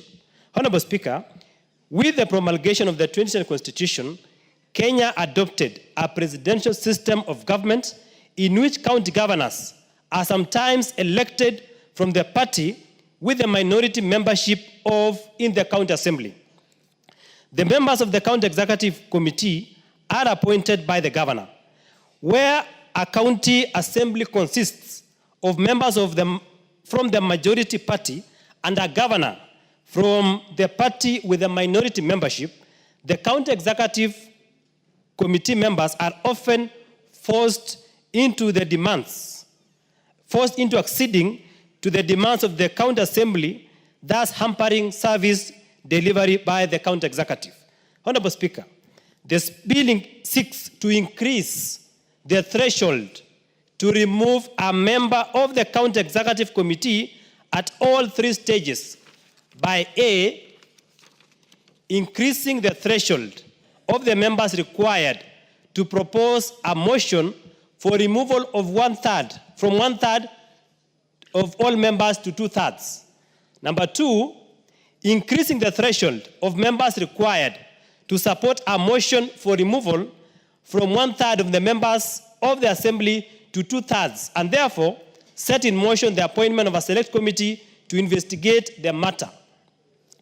And third, Honorable Speaker, increasing the threshold of members required to support a finding of substantiated allegations by the select committee from a simple majority of the members of the county assembly to at least 2/3 of the members. Honorable Speaker, this higher threshold is justified to ensure that the county executive committee members perform their functions as set out under Article 183 of the Constitution effectively without the fear of being removed by the county assembly members. Honorable Speaker, this amendment seeks to bolster governance, stability, and accountability by ensuring that removal motions are based on substantial grounds and supported by a significant majority of county assembly members. Honorable Speaker, under Article 10 of our Constitution, it establishes national values, including good governance, integrity, transparency, and accountability. Article 185 grants legislative authority to county assemblies, allowing them to oversee county executive committees. Article 174 emphasizes accountable public power at the county level, supporting democratic governance and protecting marginalized groups. Honorable Speaker, further, Section 40 of the County Governments Act, which we are now proposing to amend, details the removal process for county executive committee members. Currently, Honorable Speaker, 1/3 is only needed to initiate and advance removal motions, which the bill proposes to increase to 2/3. I will explain later, Honorable Speaker, the reason as to why. Honorable Speaker, one is by increasing, we shall ensure there's accountability and prevent frivolous and vexatious motions. In what manner, Honorable Speaker? One, raising the threshold from 1/3 to 2/3 ensures that removal motions are grounded on serious, substantiated reasons, preventing frivolous or politically motivated actions. This also aligns to Article 47, which guarantees fair administrative action that is lawful, reasonable, and procedurally fair. Honorable Speaker, the current law threshold of 1/3 undermines due process as outlined in Article 47 of the Constitution by allowing motions with insufficient backing, leading to potential unjust removals driven by personal or political motives. Article 236, Honorable Speaker, of our Constitution protects public officers from dismissal without due process. A higher threshold mitigates political pressures and upholds the right to fair administrative action, aligning with constitutional principles. Honorable Speaker, if you compare what we are proposing with what we currently have, the national standards, the bill's proposed threshold is consistent with the removal process of cabinet secretaries under Article 152, which requires 1/4 of National Assembly members to initiate and a majority to remove. This consistency ensures rigorous standards for both national and county governments. Honorable Speaker, but given the localized and politically charged nature of county assemblies, a higher threshold is justified to prevent manipulation. Honorable Speaker, I want to cite a case example from one of the county assemblies in this country. That is, I want to give an example of Elgeyo Marakwet County Assembly, Honorable Speaker, which has 30 members of County Assembly, MCS. Under the current law, which is 1/3, only 10 members out of the 30 are needed to propose a motion, and a simple majority of 16 is needed to pass it. Honorable Speaker, with the proposed amendment of 2/3, it will therefore mean that for that county assembly to remove that governor or to initiate the process of removal, 20 MCAs will be required to propose and pass the motion, and this ensures broader consensus and reduces the risk of politically motivated removals. Honorable Speaker, I have given an example of a county X, which has 30 MCAs. What the current law says is you only need 1/3 to initiate the process. 1/3 of 30, Honorable Speaker, is 10. What I'm proposing, so that we avoid manipulation of governors, we increase to 2/3, which in that county X becomes now 20 instead of 10. Honorable Speaker, someone has given an argument that, but the national law, our constitution in terms of removal of a CS is 1/4. Honorable Speaker, the argument is the National Assembly has 349 members, and therefore will require a larger support base for similar motions, mitigating local political pressures. County assemblies with fewer members are more susceptible to political maneuvering, necessitating a higher threshold for fairness and stability. Honorable Speaker, currently to remove a CS, to initiate, the number is 1/4. So 1/4 is 88. That one has a higher political base and even political affiliation in terms of party compared to fewer numbers in our county assemblies. Honorable Speaker, what is the justification on localized politics? Justification based on localized politics to prevent local political manipulation. County assemblies operate in localized political environments where personal rivalries can influence decision making. A higher threshold, therefore, reduces the risk of removals based on local politics rather than genuine governance issues. It also enhances stability and governance in the following manner: that a higher threshold ensures removal motions are supported by a significant majority, fostering stability within county governments, and this stability is essential for effective governance and the successful implementation of development projects. Honorable Speaker, from a judicial perspective, the Court of Appeal has opened on this matter in the following manner. The Court of Appeal has emphasized the need for procedural fairness and substantial grounds in the removal of public officers. In the case of the county government of Nyeri versus another versus Cecilia Wangeshi Ndungu, 2015 EKLR, the court underscored the importance of protecting public officers, those are the CECs in this context, from arbitrary removal, thereby supporting the national rationale of a higher standard. Honorable Speaker, in conclusion, the County Government's Amendment Bill 2023 is a critical measure to strengthen county governance by raising the threshold of removing county executive committee members. This amendment ensures actions as well supported and aligned with the constitutional principles, enhancing the integrity and stability of county administrators while protecting them from undue political pressures. Honorable Speaker, in a nutshell, what this bill seeks, the County Government's Amendment Bill, the Senate bill, seeks to increase the threshold of impeaching a county executive committee member from the current a third to 2/3.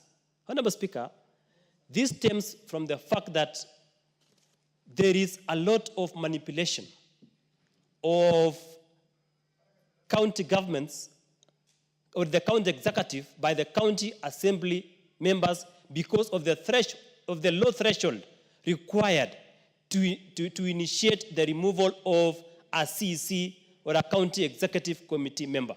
Honorable Speaker, under the current presidential system, where you have a county government where the governor is elected on a minority party or as an independent with a majority of the members of the county assembly from another political party. And therefore, the county governor will be susceptible to intimidations from members of the county assembly because of the the low threshold that is required to initiate the impeachment of a county governor or of a CEC member. And therefore, Honorable Speaker, to protect devolution, to ensure that motions are grounded on substantial grounds, there is need for this Honorable House to consider raising the threshold that is required to initiate and to subsequently impeach a county executive committee member. Honorable Speaker, that is the intention of this motion. That is the spirit of this motion. For that, Honorable Speaker, I wish to move the said motion and ask Honorable Karoli Omondi, the powerful and ranking member from Suba, to second.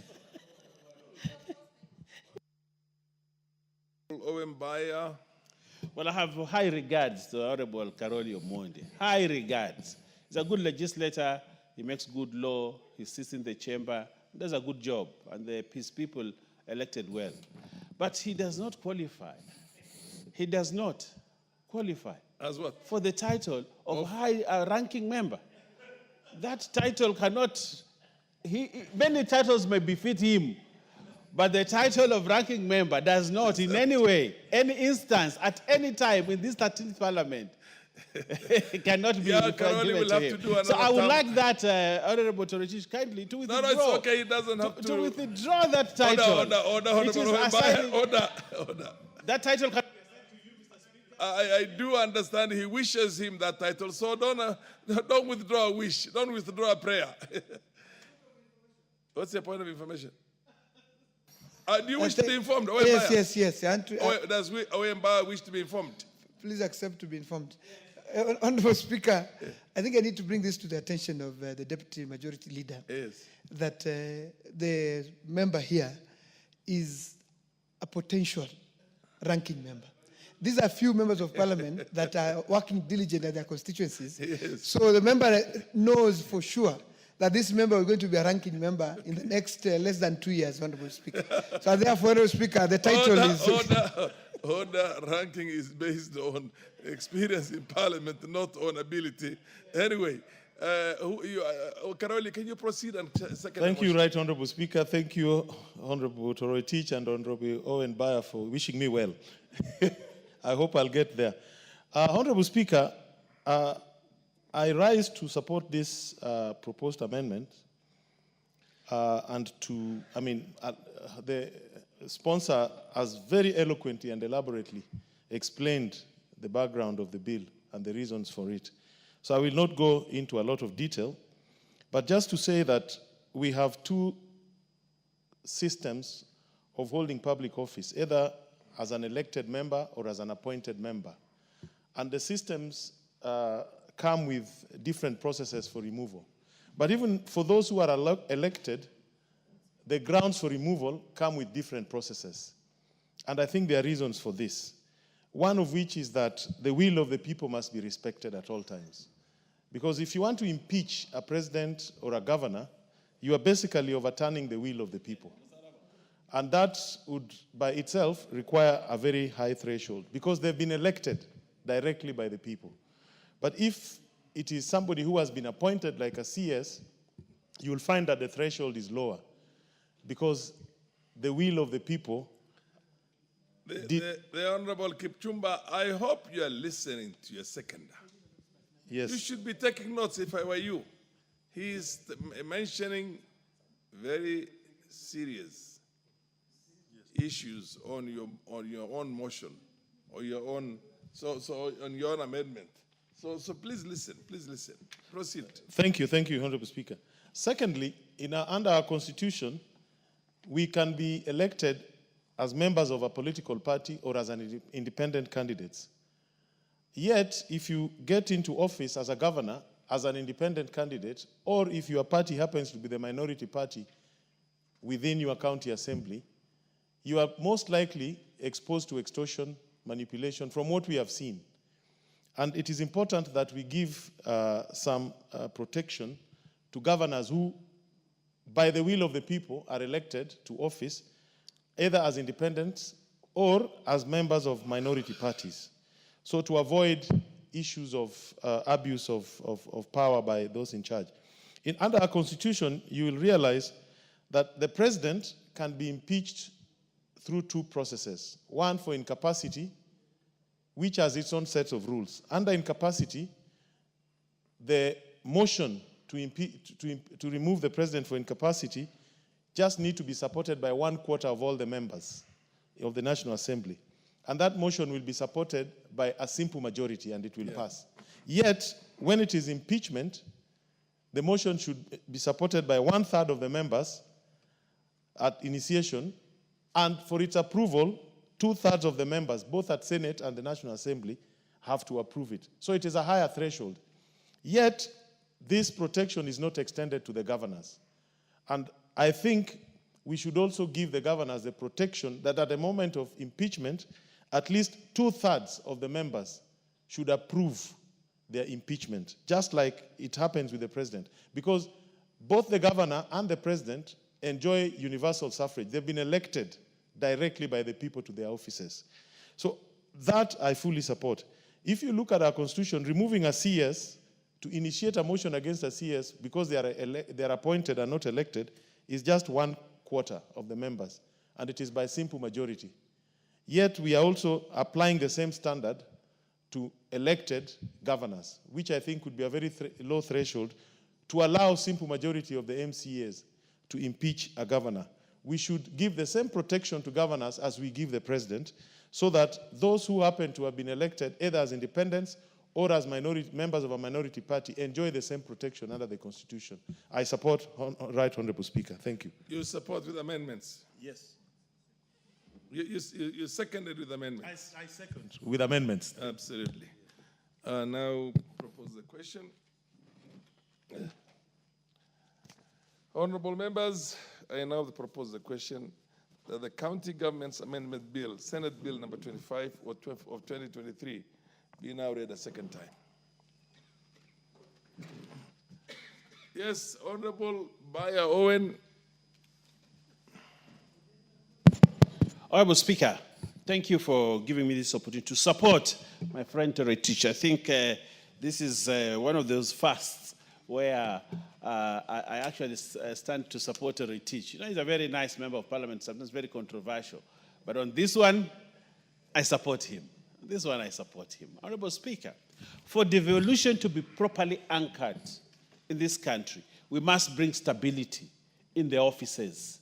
What we have, Honorable Speaker, is that certain counties have been very unstable, destabilized, Honorable Speaker, because of certain things, certain political undertones that want to ruin the devolution that we set up in the Constitution. Honorable Speaker, I have a case in mind.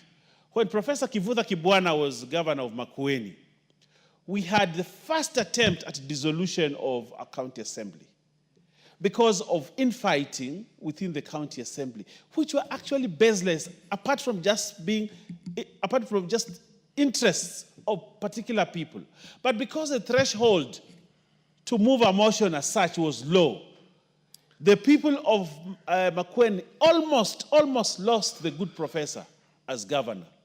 But when he was given an opportunity to serve his full term, we saw what Professor Kivutha Kibwana did in Makueni.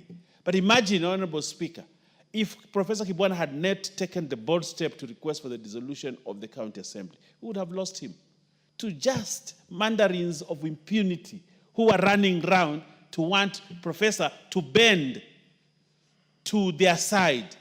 But Professor stood by his principle. Honorable Speaker, right now we have a case in Kericho where the members of county assembly are hell-bent to remove the governor, whether he has issues or not. But because of the provisions of statute that the threshold is low, it is actually possible for them to remove the governor of Kericho. Honorable Speaker, we have seen CECs being removed in this country, in the counties, the county executive committee, not because of mistakes, not because they're incompetent, not because they have broken law, but just because they've not been able to speak well to members of the county assembly, Honorable Speaker. We have seen, Honorable Speaker, that deputy governors, we saw the case of Siaya, where a very able and good man, the deputy governor was there, was being threatened just because he differs on personal issues with the governor there, almost being removed. Why? Because the threshold is lower. Honorable Speaker, I support that the threshold be increased when moving the motion, Honorable Speaker, and seeking leave from the House to initiate the motion for an impeachment. Honorable, that threshold should be higher.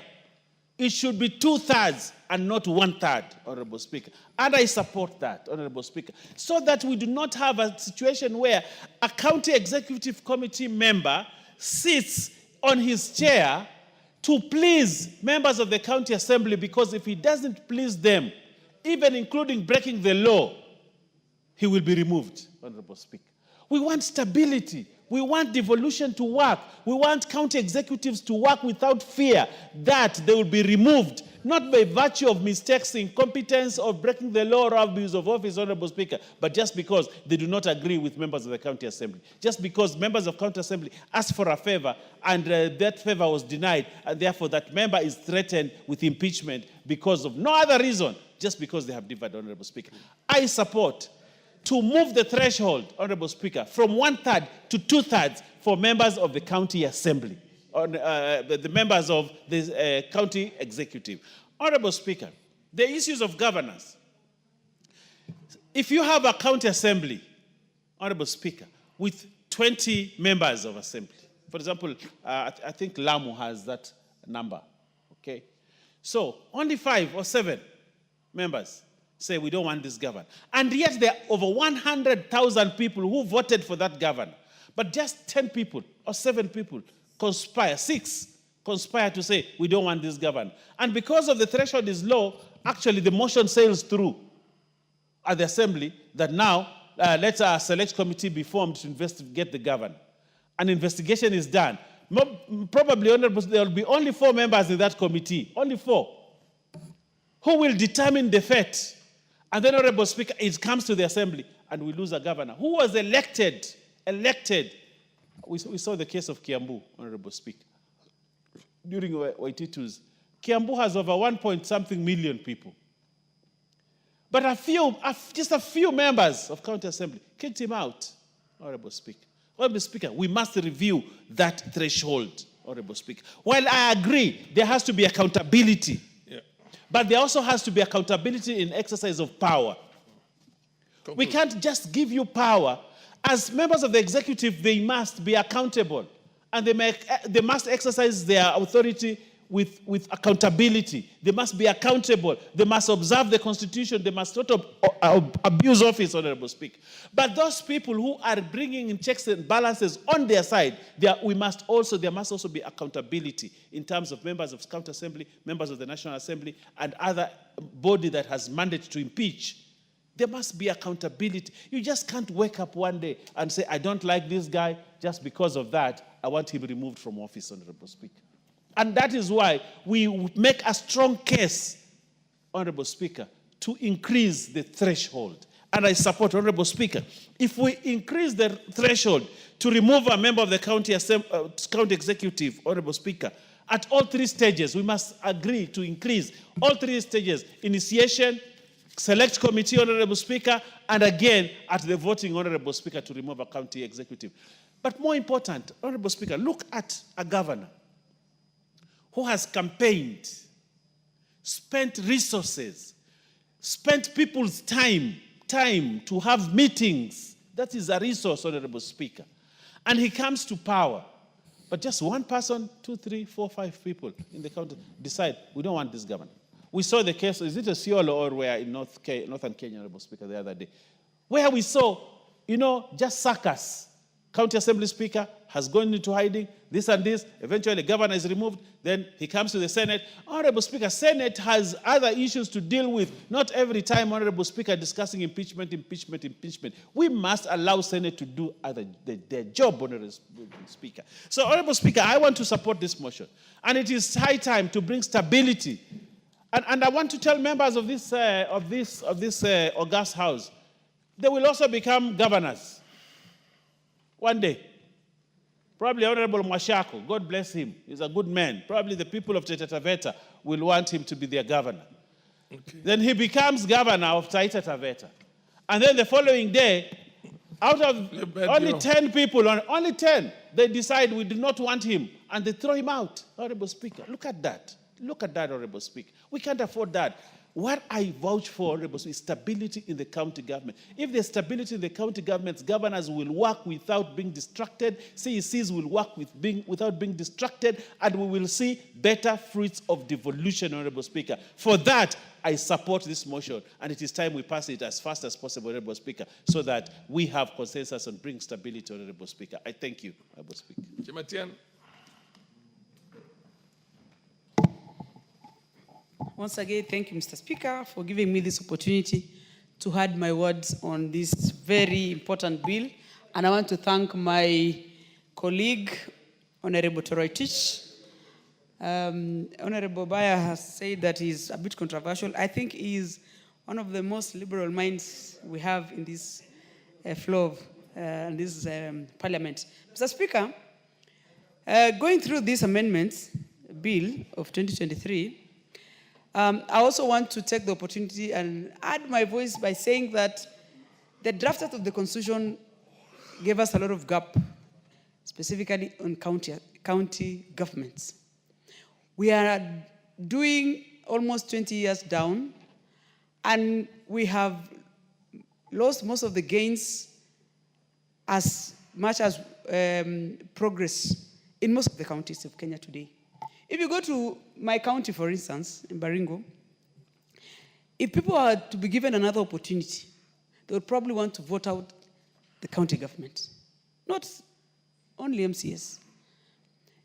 But because we decided through the Constitution 2010 that we are going to give this country a fragmented county, a county government that mirrors national government. This means that we have taken all the resources and spread it so thin that we are not able to make things work. And now this has bred a lot of contentious issues. We are not able to fully put proper laws that are able to govern and give integrity that deserves. Mr. Speaker, someone said, you can do all the laws, but you can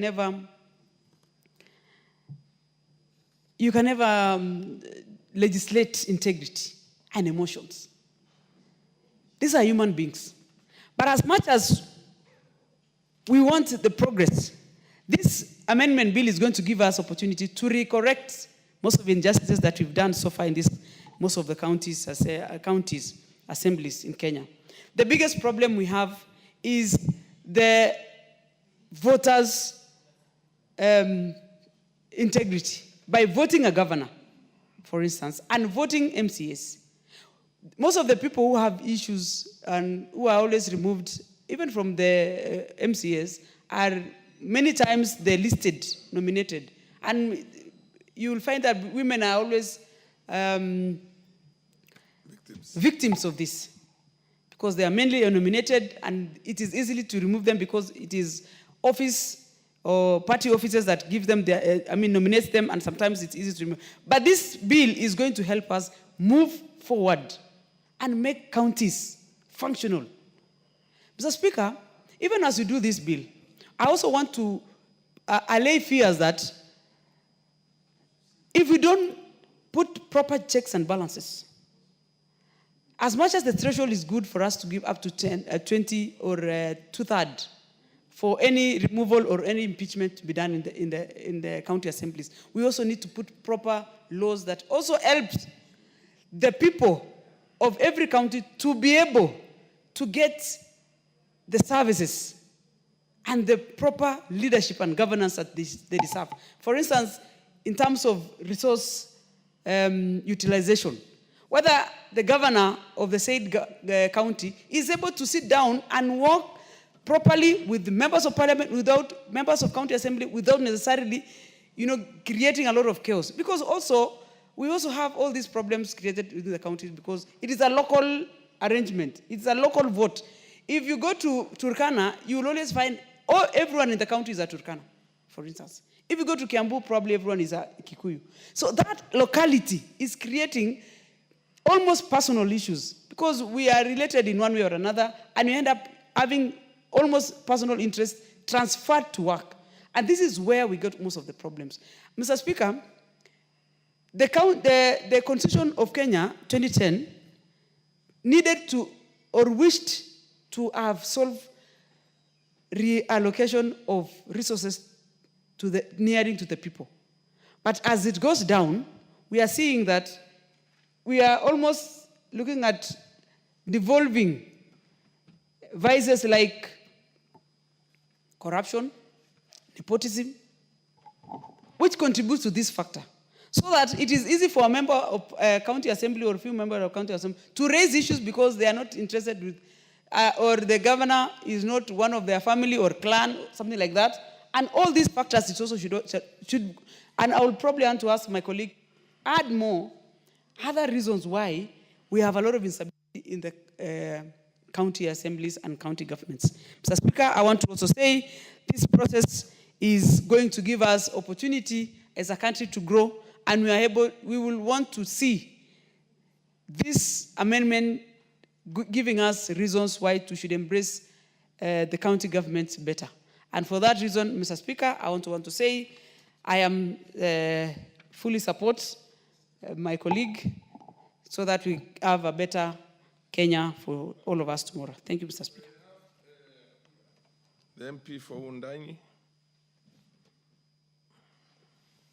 Thank you, Honorable Speaker, for giving this opportunity to add my voice on this important bill, the County Government Amendment Bill, Senate Bill number 23, Senate Bill number 25 of 2023. Honorable Speaker, I want to commend the mover of this Senate bill in the National Assembly for, details of what the bill is all about. Honorable Speaker, this bill is quite straightforward, but I want to say that our devolution in this country is a very important aspect of our democracy, and therefore we must hold it with a lot of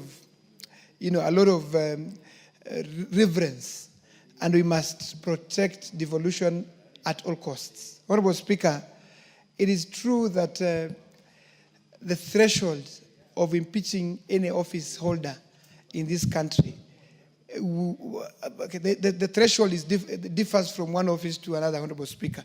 We know, of course, the impeachment of a president when it comes to the National Assembly requires a 2/3 majority. We also know that for us to initiate such kind of an impeachment, we require, a third of us to have signed that petition, Honorable Speaker. Honorable Speaker, we also know to impeach a governor in a county assembly requires just a simple majority, and the case then is referred to the Senate.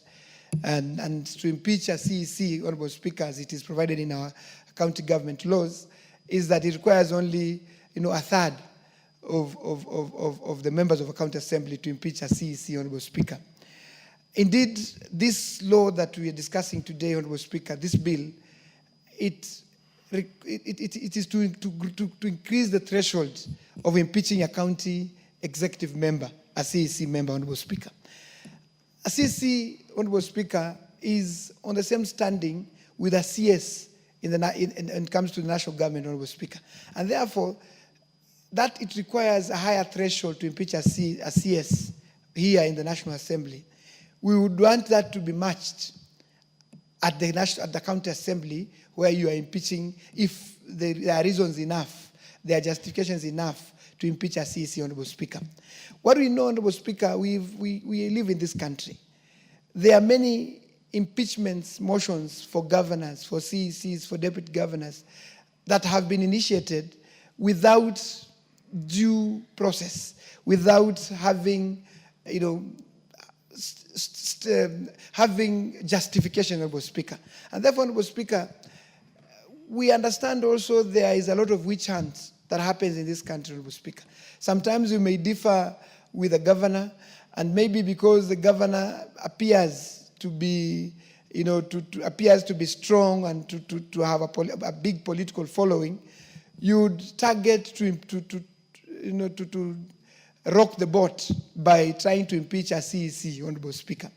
And many CECs are under a lot of threats, to say, in this country, Honorable Speaker, where a CEC crosses the line, gets into a coalition cause with a certain MCA, and then is called or is summoned to the county assembly, and sometimes, the responses that that particular MCA requires do not forthcome, then a CEC is threatened to be impeached, Honorable Speaker.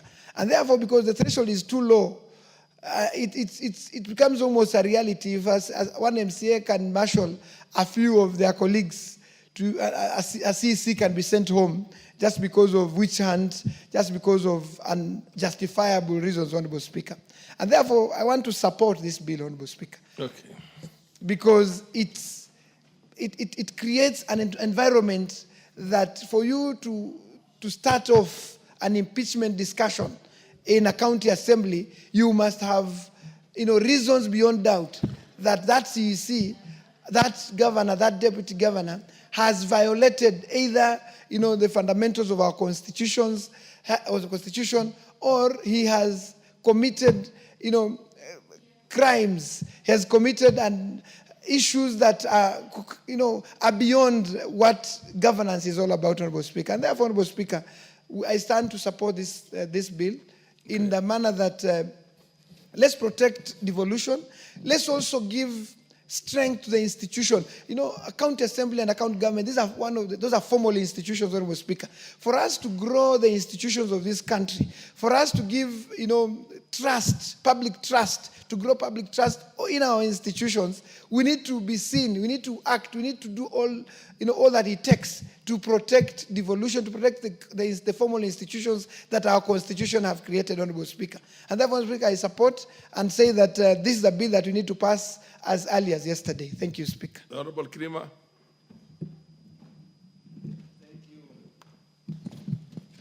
Thank you, Mr. Speaker, sir, for giving me this opportunity to contribute to this important bill. The counter-amendment in bill, Mr. Speaker, sir, mine is to say that this bill is very important because the ratio as it stands now is at a very low level.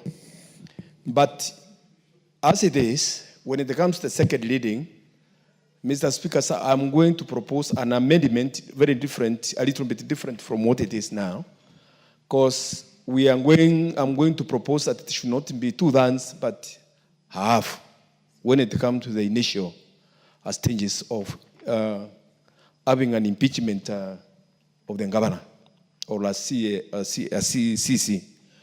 Instead of being 2/3, because if it is 2/3 at the initial stage, and then when they come to impeachment, it's going to be 2/3.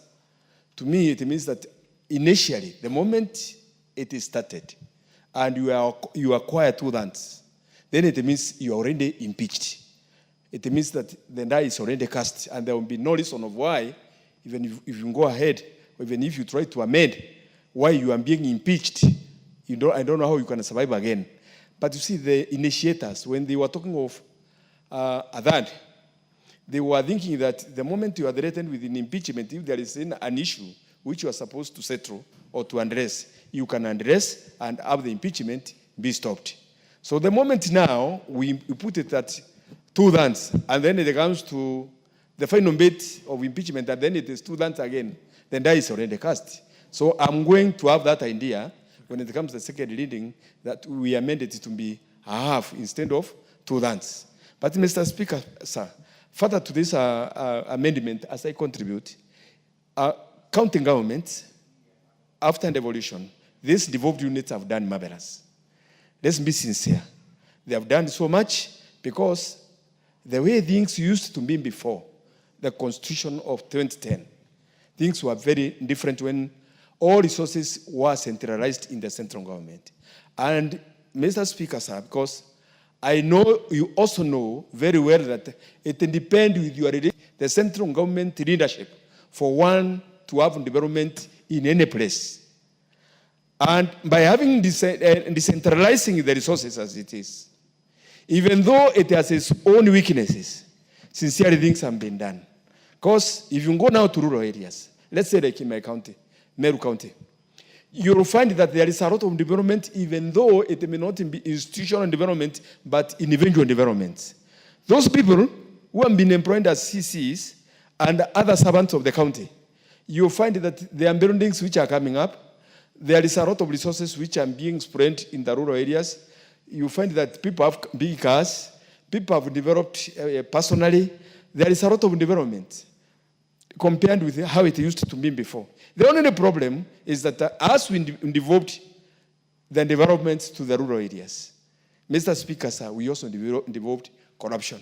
And this now, what we should check now, rather than just pushing things as an amorphous or in general, we should get away that we can check on corruption, because you'll find that the governor or whoever is in a position in the county government is using either family members or other conduits to spoon public money through tenders, through contracts, and in many other ways, whereby you find, let's say, if you go to maybe Kitengela, Nairobi, some part of Nairobi, or part of Meru, or Nyeri, or any other place, you find big buildings which are rumored on being associated with the governors. But if you compare, and if not the governors, the county secretary or somebody else, and if you compare the kind of salaries they earn, and you follow them, you find that they have no loans in any bank. You find that their salaries cannot match the kind of development they are carrying out, which means there must be a way out of how they are getting this money to develop or to carry out the big projects which they are carrying out. Hence, devolved corruption.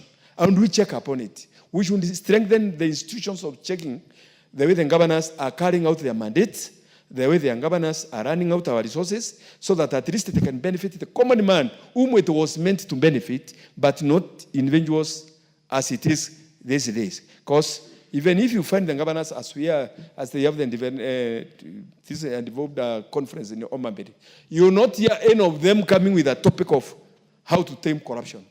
They will be talking of other things, but when it comes to taming corruption, it's only anti-corruption, which you'll talk about it and it will finish with Nairobi office. For the anti-corruption is based in the branches it has. There are a few branches here and there, but they are not adequate enough. They are unable to settle, they are unable to tackle this problem. It is so rampant. Speaker, it is so rampant in a way that we must get our way out. And unless we do that, Mr. Speaker, sir, we may not assist the common man in the village as it was meant to be. Thank you, Mr. Speaker, for giving me this opportunity. Thank you, sir. I do not see any more interest in this matter. I think I should call upon the mover to reply. Thank you, Honourable Speaker. Honourable Speaker, in reply, I wish to thank all the honourable members who have supported this motion. I wish to thank Honourable Karoli Omondi, Honourable the Deputy Leader Majority, Honourable Wanbaya, Honourable Chamatia, Honourable Moshako, Honourable Kirima for supporting this motion. Honourable Speaker, Honourable Wanbaya has alluded the fact that sometimes controversial, Honourable Speaker. I wish to inform Honourable Baya that recently I encountered the Damascus moment, and therefore you should expunge any controversy from yours truly. Honourable Speaker, in thanking the members, I wish to appreciate the sentiments that I've made that have given more weight to this particular proposed legislation. And Honourable Speaker, there is room to further amend and relook at this particular legislation. Honourable Kirima has given a very important proposal that at the initiation stage, the threshold can be a simple majority, and finally at passing the bill, because currently it is a simple majority to pass the motion to impeach a CEC member. So, Honourable Speaker, it said half. Said 50% of the total. 50%, Honourable Speaker, yeah, I agree. 50%. Yeah, and for him, it was, you can't have 2/3 and then 2/3 again. Yeah, absolutely. You know what I mean? Absolutely. And again, his position was that also because of the rampant corruption. Absolutely. And also, there has to be certain accountability. But anyway, proceed. Yeah, well guided, Honourable Speaker. Honourable Speaker, that is some food for thought, so that at the initiation stage, we can have half of the members, and at the very tail end, to effect the impeachment, it is increased to 2/3, which is half plus one. Oh yeah, that is actually the proper interpretation is simple majority. Should be half plus one. Because if we have 30 numbers, and Honourable Speaker, the Deputy Leader Majority has given a very interesting proposition that it will not be safe to have half, because if you have, for example, 30 members, then you have 15-15, it will be a challenge. So I think the correct way of drafting is to have a simple majority. So, Honourable Speaker, I beg to reply. Thank you. Honourable Owemba, it looks like you did not do your job very well. Next order. Order, honourable members. The question will be put at an appropriate time in the future. Next order. Order number 15. The Birth and Death Registration Amendment Bill, National Assembly Bill number 37 of 2024, second reading. Are you on a point of order, the Honourable Yeah, what's your point of order? Mr. Speaker, sir, the Speaker can notice that the House lacks quorum. Order. What did he say? Are you on a point of order? Eh? Can you approach the table and Thank you, Mr. Speaker.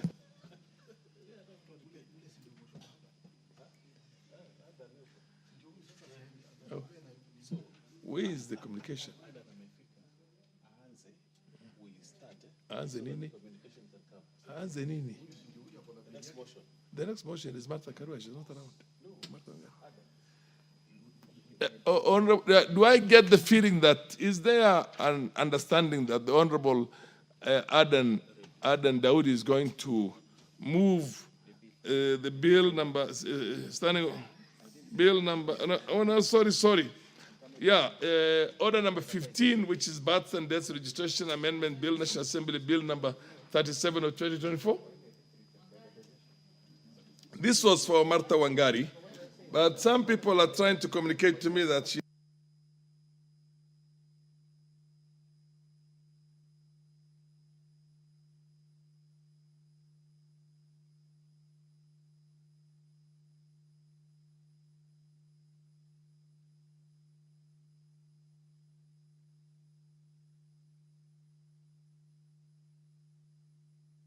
Honorable, why were you?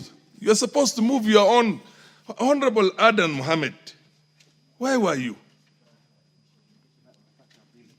You were supposed to move your bill, and you choose to be. I want to presume that you must have been doing a very important parliamentary business. That's why you delayed, and I think under the circumstances, the chair will look at you favorably and again rearrange that and say, instead of going to order number 15, we go back to order number 13. The Honorable Adan Mohammed, can you now move your amendment bill? Order number 13, the Computer Misuse and Cybercrimes Amendment Bill, National Assembly Bill number 41 of 2024, second reading. Proceed, Honorable. Oh, okay. You move your bill. Okay. You have an amendment bill Thank on you, Mr. Computer Speaker. Misuse and Thank you, Mr. Cybercrimes Speaker. Amendment Bill, National Assembly Bill number 41 of 2024. That's your bill. You must be very vast with your own bill. Yes, And thank you. being a learned counsel, or a learned friend for that matter, Thank you, I want Mr. to presume that you have a lot of things at your fingertips. Proceed. Okay, thank you, Mr. Speaker. I beg to Apologize propose that- first for coming late. Okay, I apologize, Mr. Speaker. I was in yes, in I a was- very important, I am made to understand, yes. It's an Yes, important I was parliamentary actually. I do Okay, understand. I will not even say anything. Proceed. Let me go ahead with. Proceed. Thank you, Mr. Speaker. I beg to move the Computer Misuse and Cybercrimes Amendment Bill, National Assembly Bill number 41 of 2024, and be read for a second time. For a second reading, yes. Now move your bill. Okay. Thank you, Mr. Speaker. This bill, the Computer Misuse and Cybercrime Amendment Bill 2024, is the bill seeks to prohibit the use of electronic mediums to promote terrorism and extreme religious and cultural practices. The bill in particular proposes the following amendments, Mr. Speaker. Clause 1 of the bill provides for a short title of the bill.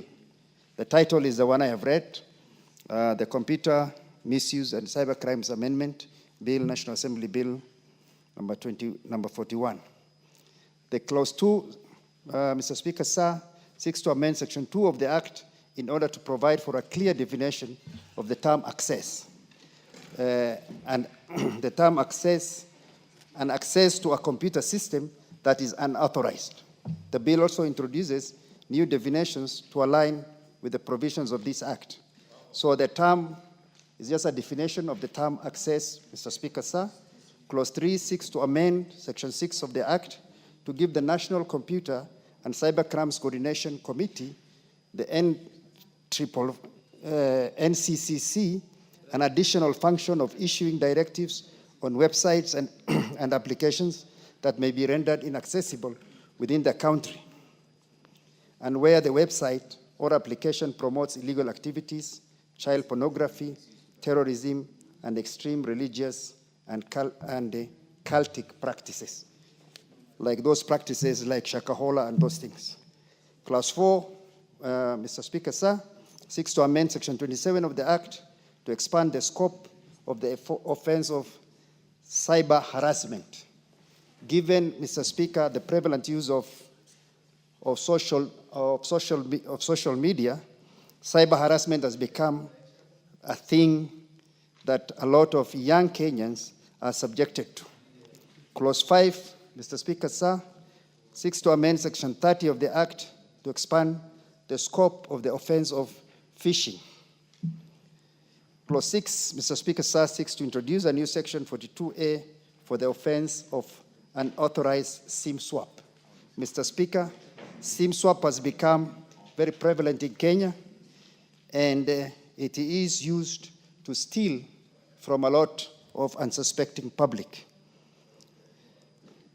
Mr. Speaker, sir, the bill does not delegate legislative powers, nor does it limit fundamental rights or freedoms. Thank you, Mr. Speaker, sir. Mr. Speaker, sir, I will ask Who's the seconder? Honorable Mbaya to second the bill. Honorable Speaker, it's my pleasure, and Honorable Speaker, to actually second the Honorable Adan Mohammed in this bill, Honorable Speaker, the Computer Misuse and Cyber Crime Amendment Bill 2024. Honorable Speaker, I want to thank the Honorable Mohammed Adan for taking his time to actually bring a bill to the House of Parliament. Honorable Speaker, it's not very many members. Actually, the 12th Parliament and this 13th Parliament, not very many members actually do that. They do motions, but to sit down, look at a bill, Honorable Speaker, shows the prowess that Honorable Mohammed Adan has in terms of legislation, but also cast him out as a good lawyer and a good advocate. And we can see him using his skill, Honorable Speaker, in doing that.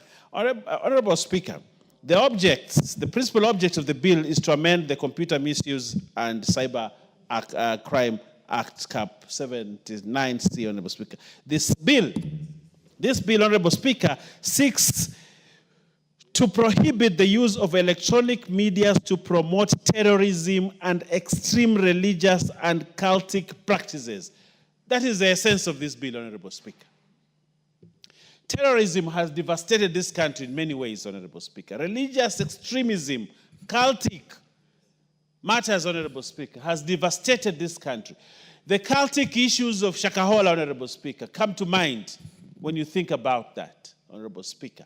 When we do not control social media in propagating cultic innuendos, Honorable Speaker, we lose the country, we lose lives, people die because of religious inclinations that, Honorable Speaker, are dangerous, Honorable Speaker. Honorable Speaker, this bill, Honorable Speaker, as drafted by the Honorable Adan, seeks to prohibit the use of electronic media to promote extreme religious practices, Honorable Speaker. It's very fundamental, Honorable Speaker. What goes into social media, Honorable Speaker, can either strengthen the stability of a country, Honorable Speaker, or destroy the stability of a country, Honorable Speaker. And that's why this bill is very, very important. Honorable Speaker, Clause 3 of this bill seeks to amend Section 6 of the Act to give the National Computer and Cyber Crimes Coordination Committee an additional function of issuing directives on websites and applications that may be rendered inaccessible within the country, where the website or applications promotes illegal activities, child pornography, terrorism, and extreme religious and cultic practices. Honorable Speaker, Google is here with us, but Google is a foreign body. How do we stop Google from propagating such, Honorable Speaker? Facebook is here, Honorable Speaker. Facebook is foreign. TikTok is here. TikTok is foreign. We may not be able to control what happens here. But, Honorable Speaker, by virtue of this bill giving to the National Computer and Cyber Crime Coordination Committee an additional function of issuing directives on website and applications, Honorable Speaker, we get back the power, Honorable Speaker, to control what happens on social media, Honorable Speaker. And therefore, Honorable Speaker, it is my pleasure, and the greatest pleasure, Honorable Speaker, to support, to second this bill, to ensure that, Honorable Speaker, as we go forward, we do not allow social media. Honorable Speaker, as we move towards election, social media becomes a boiling pot for chaos if we allow it to go unchecked, Honorable Speaker. We need to get back our country, Honorable Speaker, by ensuring that we have certain leverages to control. We are not infringing on the right to communication, the right to expression. We are not infringing on those rights, Honorable Speaker, as enshrined in the Constitution. But all rights and freedoms, Honorable Speaker, as enshrined in the Constitution, come with certain responsibilities. And it is those responsibilities, Honorable Speaker, that we are legislating on. That yes, use social media, express yourself the way you want, Honorable Speaker. Enjoy your constitutional rights, Honorable, to free information, Honorable Speaker, and to press and all that, Honorable Speaker. But do it responsibly, Honorable Speaker. And if you can't do it responsibly, Honorable Speaker, then we are saying do it within the purview of the law, as we are actually enacting today. So, Honorable Adat, I want to thank you for thinking about the country, thinking about the future generation, thinking about the stability of the country by bringing this piece of legislation. Honorable Speaker, with those many remarks, Honorable Speaker, I second and urge members of this House, including the Honorable Leader of the minority, who has been away. I've not heard his voice in this House for many days now, and his voice is very important to stabilize the country. Please support this, this piece of legislation, Honorable Speaker. I thank you, Honorable Speaker. Honorable members, I now propose a question that the Computer Misuse and Cybercrimes Amendment Bill, National Assembly Bill number 41 of 2024, be now read a second time. Honorable members, before we proceed with this bill, I have a communication to make. Honorable members, the National Assembly is in receipt of a communication from one Dr. Duncan Oburu Ojwang, who went through a process, an elaborate process, and was selected as a chairperson to the National Commission on Human Rights by His Excellency, the President, the appointing authority in this case. I am in receipt of a letter from the same Duncan, which says that because of personal reasons and a perception of a conflict of interest and other matters that he's unable to cease doing in his present life, he has respectfully is unable to take up this position. Under the circumstances, I want to direct the JLAC, Justice and Legal Affairs Committee, to cease any further processing of this matter. And I also want to direct the Clerk of the National Assembly to communicate the same to the appointing authority, in this case, His Excellency, the President of the Republic of Kenya. Thank you.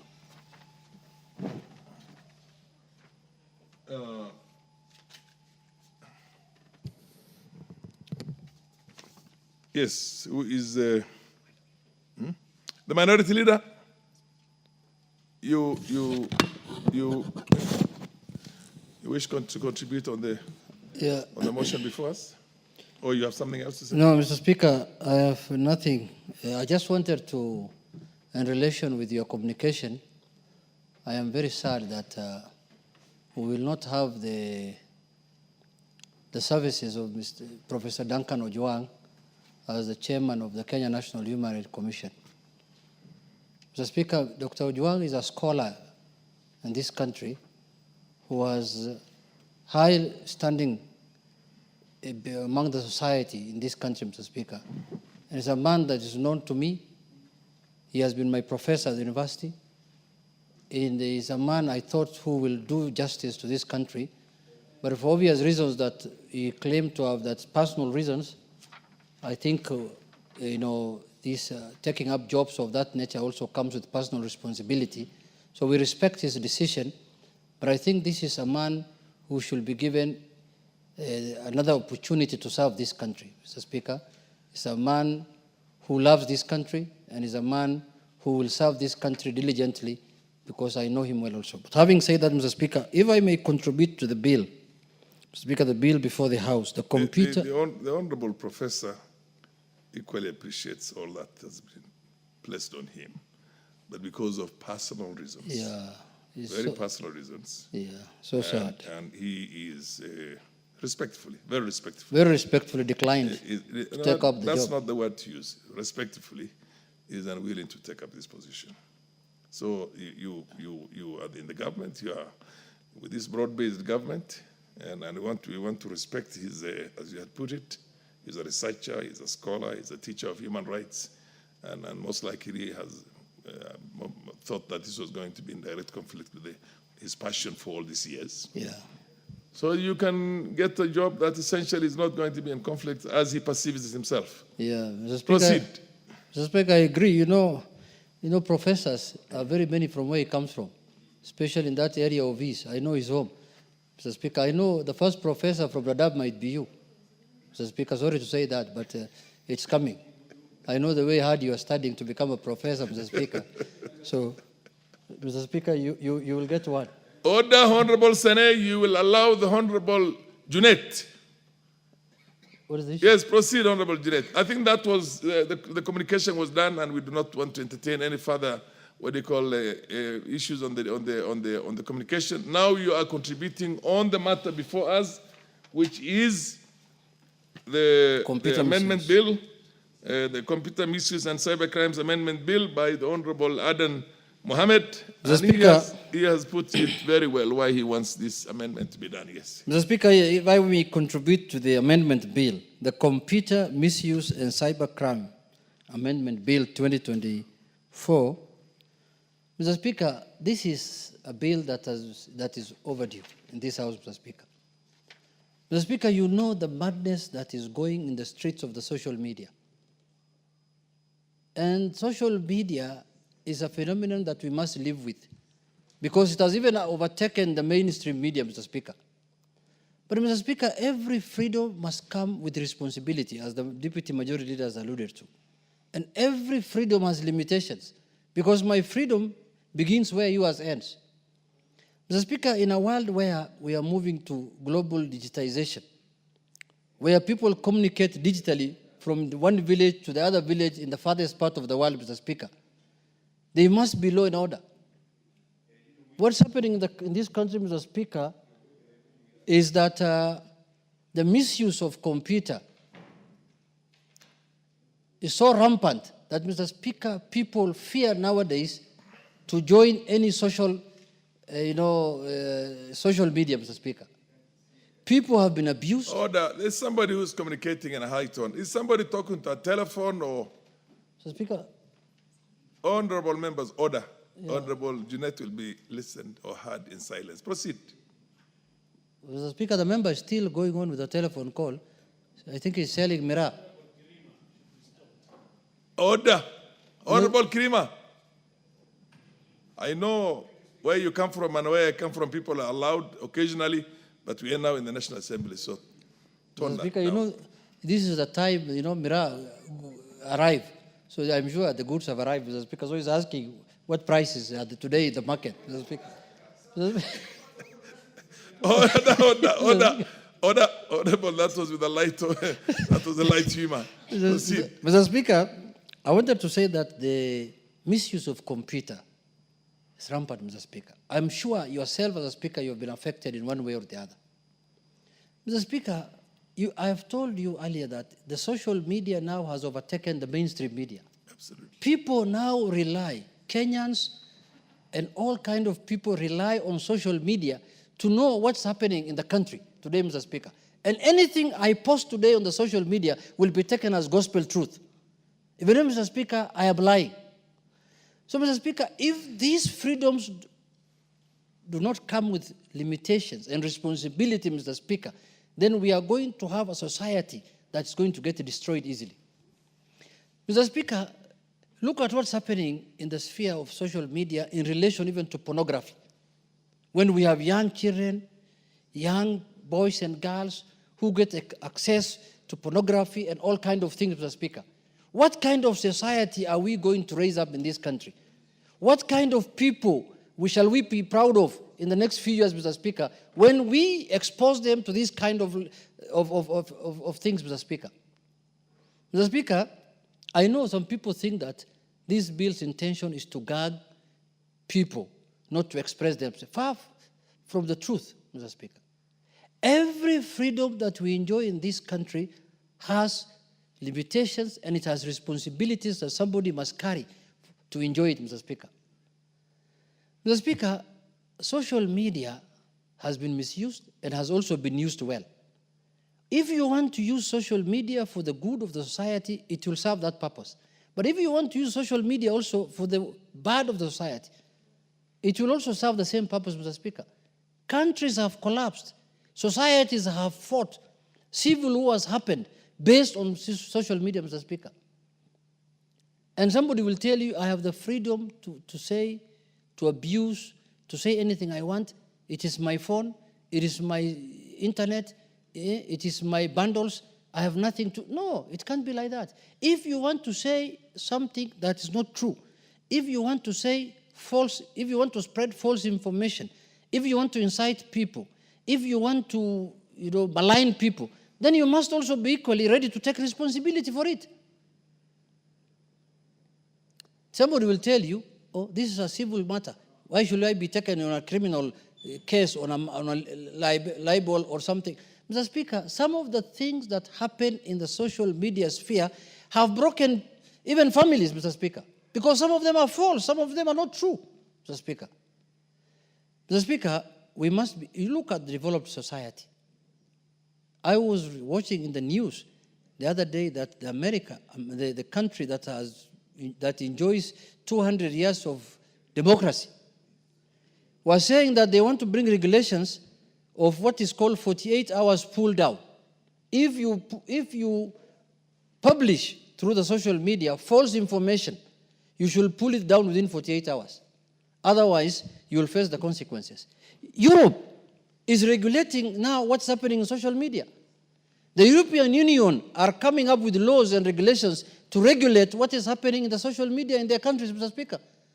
Because everything that is good has also the harmful side of it.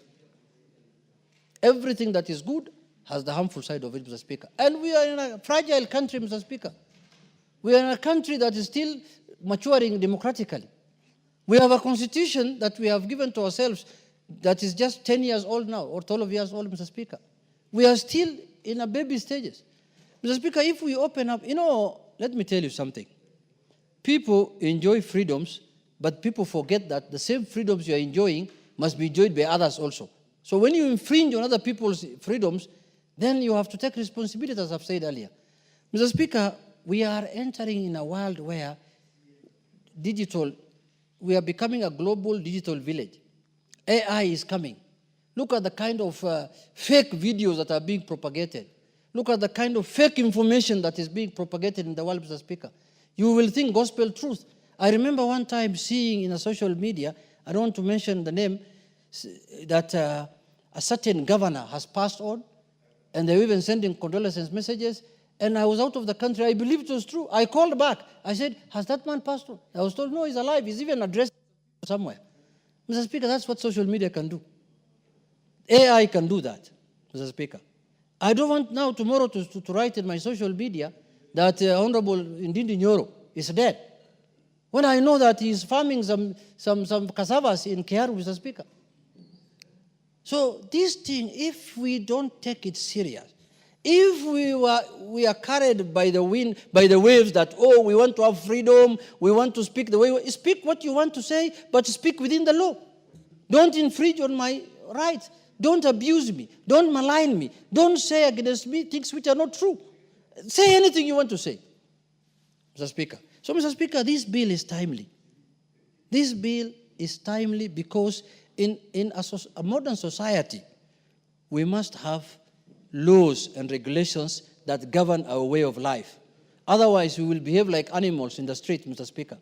What differentiates between people and animals is religion for us as Muslims, but for other societies, it is the law, it is the constitution, Mr. Speaker. If there was no constitution, if there were no laws, people will have killed each other for nothing, Mr. Speaker. So, Mr. Speaker, first we must accept that this world has entered into a new regime of AI, digitalization, and all kind of manner of things. Religious extremism, religious fundamentalism, political fundamentalism, like what's happening in the country today. You can see that, we have been in the opposition all our lives. Until recently when I saw this thing of broad-based.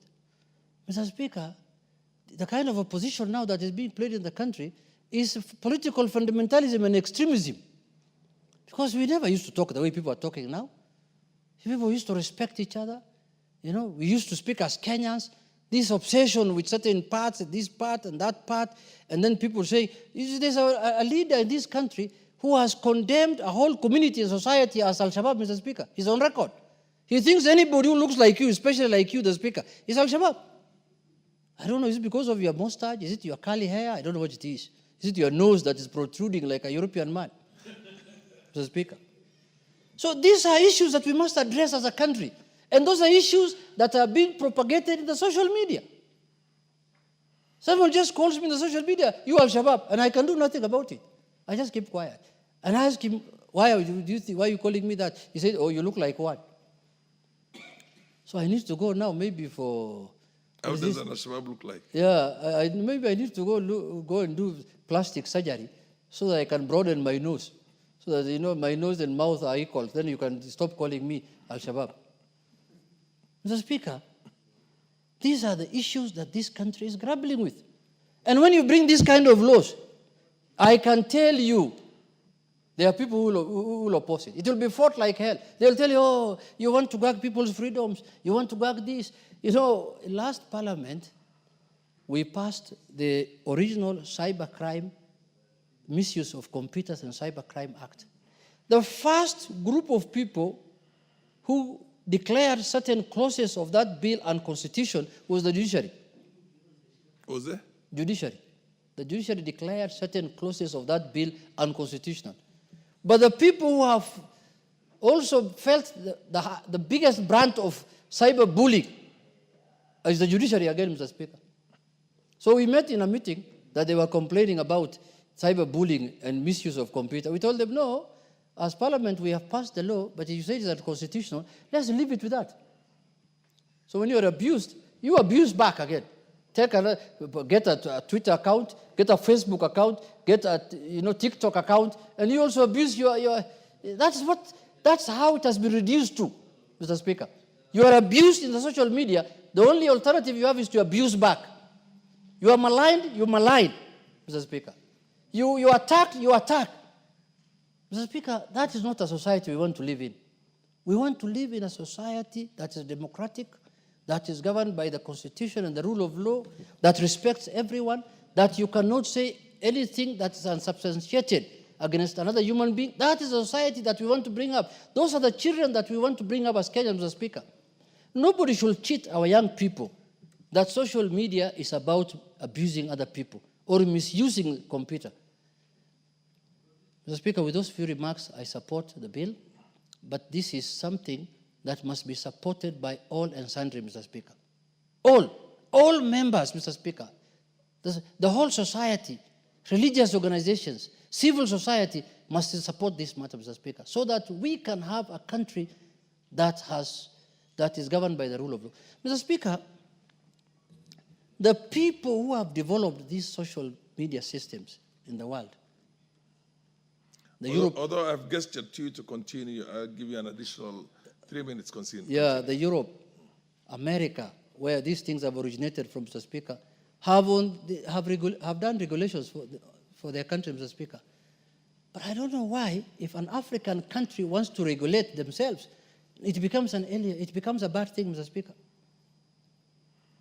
And the people who have brought this advanced technology to the world are regulating it, Mr. Speaker. In Europe today, I have told you earlier that they have put in place under the European Parliament regulations on how to deal with Facebook. In fact, if you go read the news, You will find that Meta, the owners of Facebook, have said they may withdraw operating in Europe. Because they have been told there are boundaries that you cannot, you will be held accountable. You must operate within this perimeter. You must operate within those boundaries. America, the same. You saw the President of America, Donald Trump, has his own social media. He opened his own after realizing that the ones existing are not working for him. Mr. Speaker, that is the way we want to, associate ourselves or operate. Mr. Speaker, it is the responsibility of Parliament to make laws that help the country move forward. And one of the things that will help, one of the laws that will help this country move forward is this one, Mr. Speaker. With those few remarks, I support.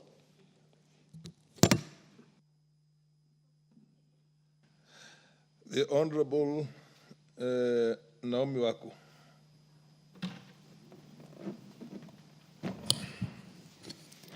Thank you very much, Honorable Speaker, for allowing me to add my voice to this very important amendment. And also thank Honorable Adan for coming up with this very important amendment. Honorable Speaker, from the onset, I want to confirm that I support this amendment on computer misuse and cybercrime, Bill 2024. Honorable Speaker, Kenya is a country that grows very fast, and especially our young people are so much into computer use and also cyber. Honorable Speaker, of late we have seen a big misuse because many criminals get into cyber, computer, and also take advantage of interfering with the peace that we have.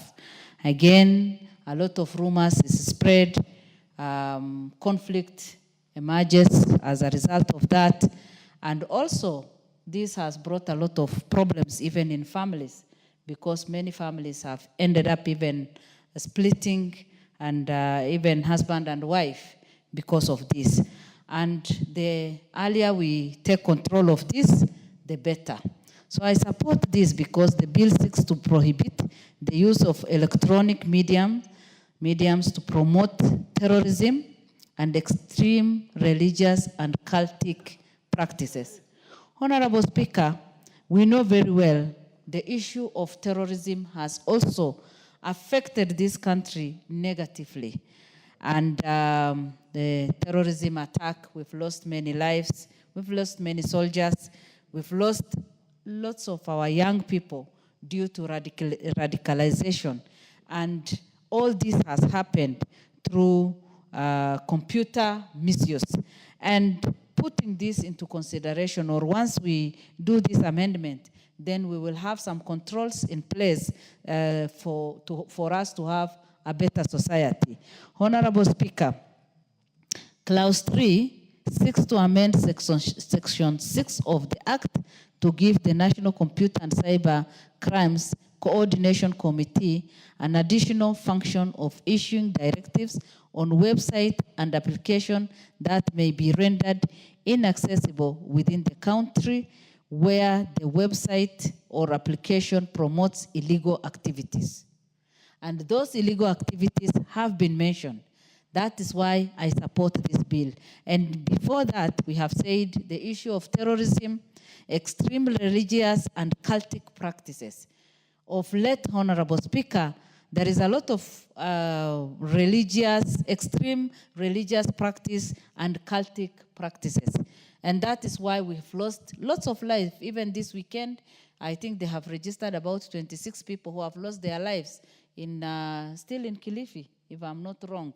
And this is very common everywhere. People are cheated and they lose their lives. And once we put this Clause 3 into practice, and Section 6 of that, whereby child pornography, terrorism, and all these other things will be controlled, especially pornography.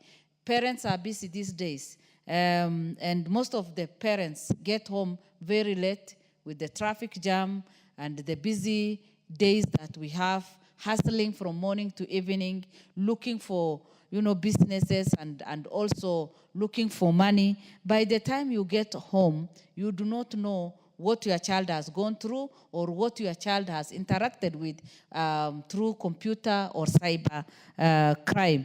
And Honorable Speaker, many parents are losing their children because even the issue of LGBTQ is being introduced through the computers. And our children have the freedom to watch everything and anything they want, even on their phones. And for any parent, it's not easy even for you to go through what your child has been looking or has been watching, and also to have full control even in your home. And that is why today many children have lost their children. Others have, got into pornography. Others have gotten into LGBTQ, and they are not, ready to go back, and they need to be taken to rehabilitation centers. Many have been radicalized and have joined terrorism, and that is why so many crimes are happening in our nation today. And even for families, as I said, this has damaged our families. And that is why today I am so happy with this amendment and pray that very, very soon we will be able to overcome some of the challenges. Again, paragraph 13 of part 2 of the 4th schedule to the Constitution provides that the control of pornography is a function of the county government. Honorable Speaker, it is important for the county governments also to know their role and to know what to do.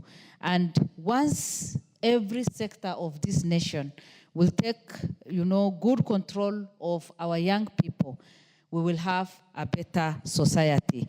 Honorable Speaker, as I said, I support this bill, and it is my prayer that soon and very soon, all of us will support and that it will be put into practice. As I finish, I want to look at 27, cyber harassment. Under cyber harassment, Honorable Speaker, we know very well that especially members of this Honorable House have been harassed in different ways. Others have been intimidated, harassed, and people receive so many funny photos, and some people don't even know how to respond to that. And once we put this bill into practice, we will overcome all that, and even make sure that the criminals who practice under this will be, the government will take control of everything, and we will have a healthy and a better society. And with those few remarks, I support. Thank you.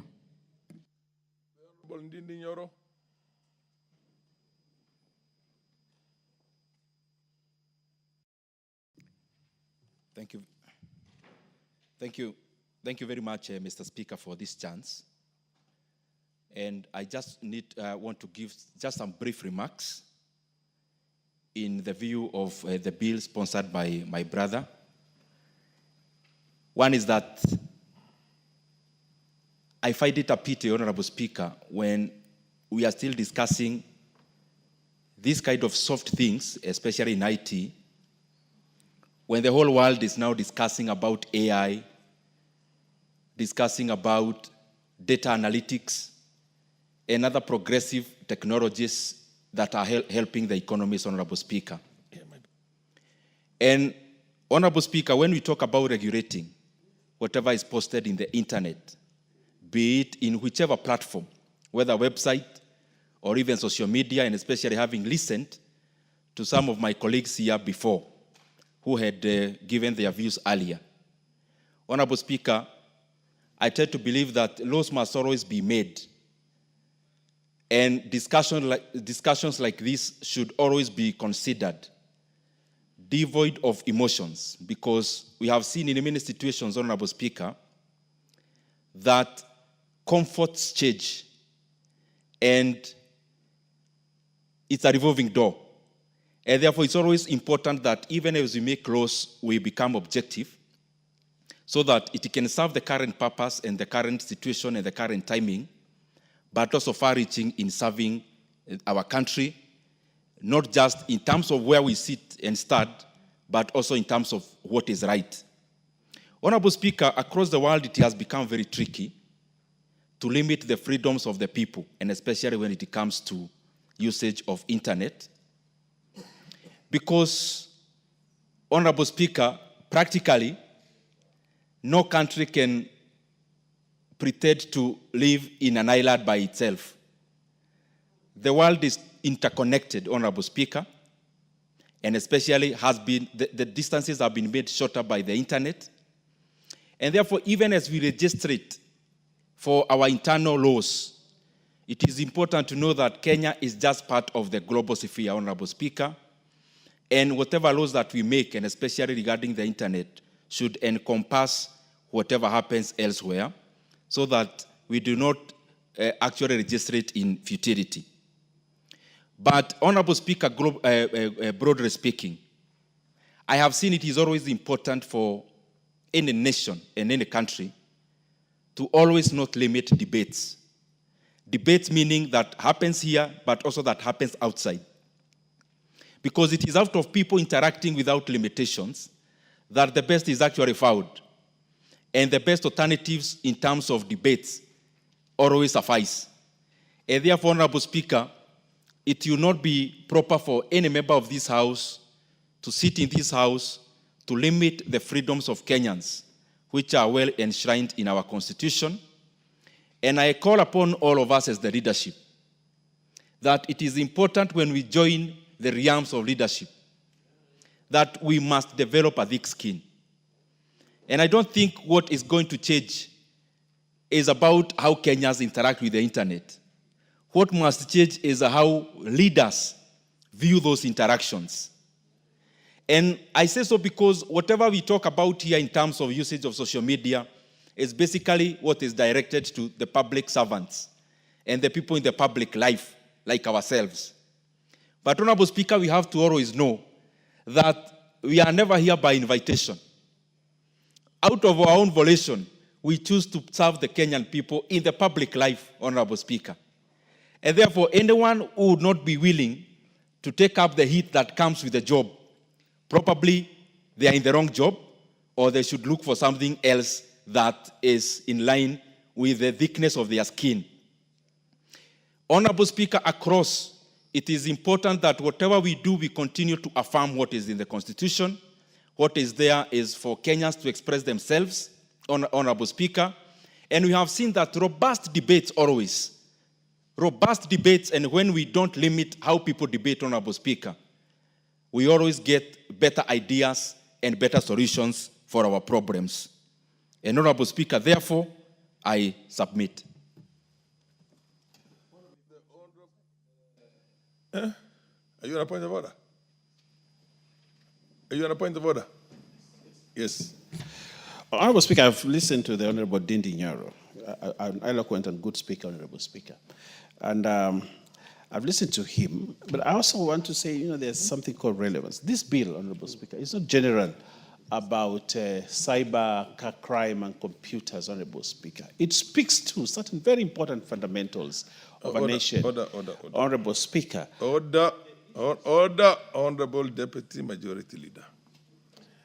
You interject on a point of order when the member contributing, who you perceive to be out of order, is still contributing, not after he has concluded. But for conclusion purposes, have you contributed to this motion yourself, this debate? You have already contributed. You seconded. Yeah, well, if you had another moment, yes, but now whatever good ideas you have to say, you have better give it to somebody else. No, Honorable Speaker, no. You're infringing on my... What right? What right? The right to stand on a point of... What is out of order? No, he is not on his feet. Look, no.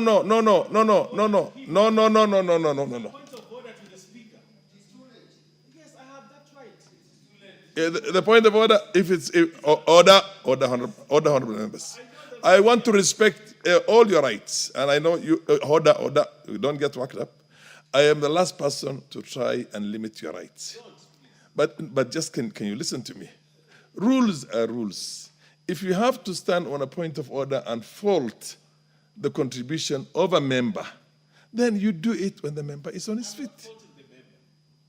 You're not going to. So, what's the point of order? Okay, what's your point? Proceed.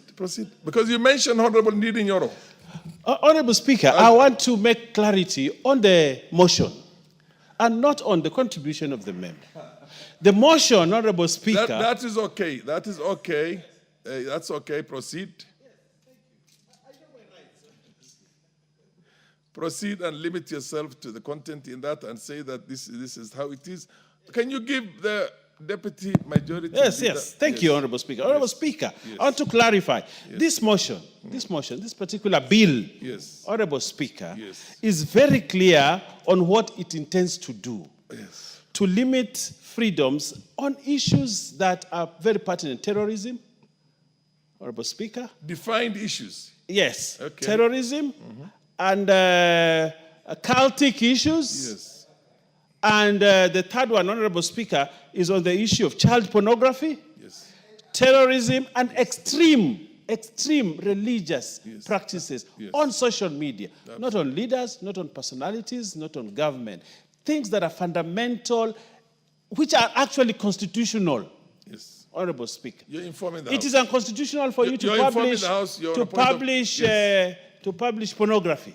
It is unconstitutional for you to engage in terrorism. Perfectly in order, Honorable but Speaker. you're informing So the as we House. debate, Honorable Speaker, including the Honorable Ndidi Nyoro, he must debate within the confines of the bill. I've made my point, Honorable Speaker.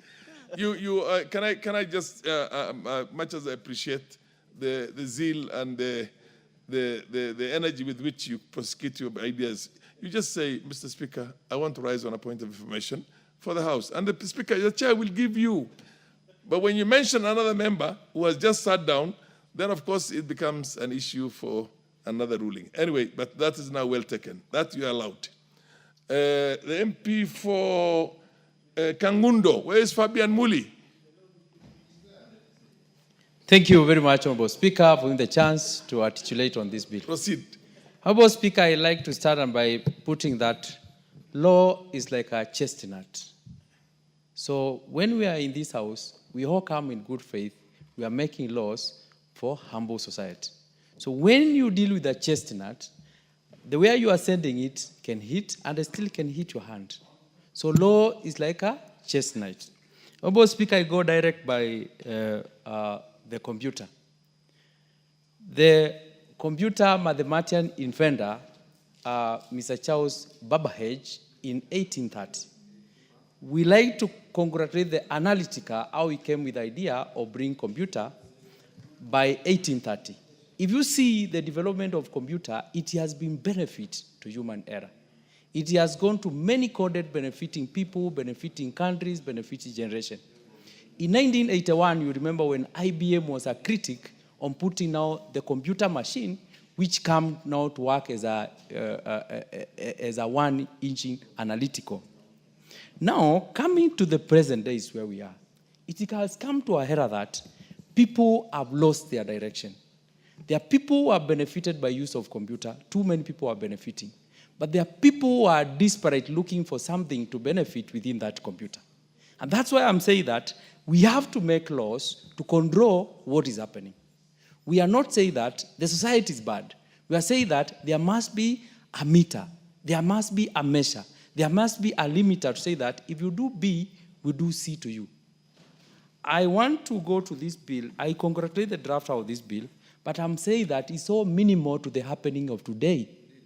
It is the high time we need to put some more pain and a value compensation to the damage being done in computer. People are losing their business because of computer crime. Somebody will wake up today, he doesn't like you, he just bring a proxy identity online, he mess your business. That's why I'm saying that today era needs proper laws to manage the happenings. If today the defamation happening online, you can wake up tomorrow, somebody has created something AI with your portal and they trading everywhere to make money on defamation your name. So that's why, Honorable Speaker, I say this bill is very important and we should proceed in making more. And there should no honorable member think that when the law made this house must be targeting certain group. And if you feel this law made targeting certain group, there will be that reading where you can do the amendment. We have freedom in this house as a member. You can do the amendment in that reading. So there is no law which here this house can make to target some certain groups. All the members have that right. All the members, they can amend that law. And this cyber crime, people are joking with it. It has become a threat to national security. If somebody gets bored of what is happening in the government, in the evening you can send anything. Our young people are very educated.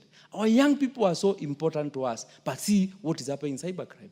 Somebody taking propaganda online and sending it anyhow. You don't care who gets it. My daughter in grade 8 has a phone. He accesses my phone. He can check what is happening. My daughter has no capacity to authenticate the material which are real or are not real. So it is high time we need proxy people. Too much proxy happening online. This is a good mission. A mission which was invented for development.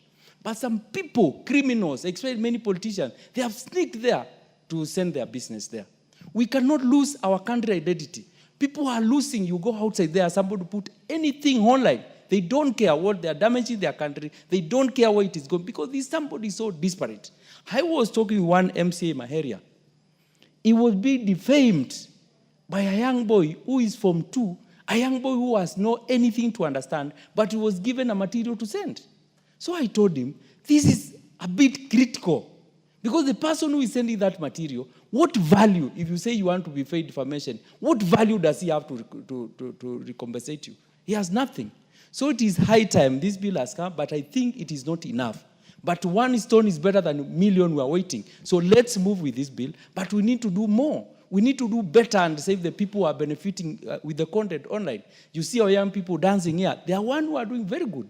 But there is very good characters. Even you see what is happening within Gen Z. If you track what Gen Z they are doing very good. But people of 60 years, they have open account and calling them Gen Z. They are trying to poison our generation. We are losing our generation because of wasted age. People who have no idea, people who have no future. Thank you very much, Honorable Speaker, and I support the bill. The Thank Honorable MP for Wajir North, followed by the Honorable Kimuli. Wajir North, not Kimuli. Proceed, Wajir North. Thank you. I've already said Wajir North. Order. I said the Honorable MP for Wajir North, followed by... Mr. Speaker. No, not now. You can rise on your point of order later. Order, Kimuli. Proceed. There is nothing out of order because nobody has contributed. Unless you want to say... No. Is it point of information or point of order? Mr. Speaker. Order, Kimuli, order. Huh?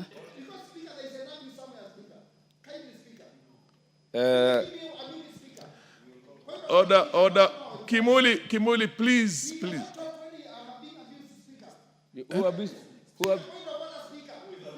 What is your point of order? He did not even contribute. Thank you, Speaker. Yes. Speaker, you know, in our culture and in our Kamba language, when you say Kumuli means that is something to do with, it's a serious and abuse, Mr. Speaker. I'm not Kumuli, I'm Kimilu. Speaker. I'm sorry, I'm not an expert in your language. So, Kimilu. Okay. Point taken. Point taken. Point taken. What's your information, Majority Leader?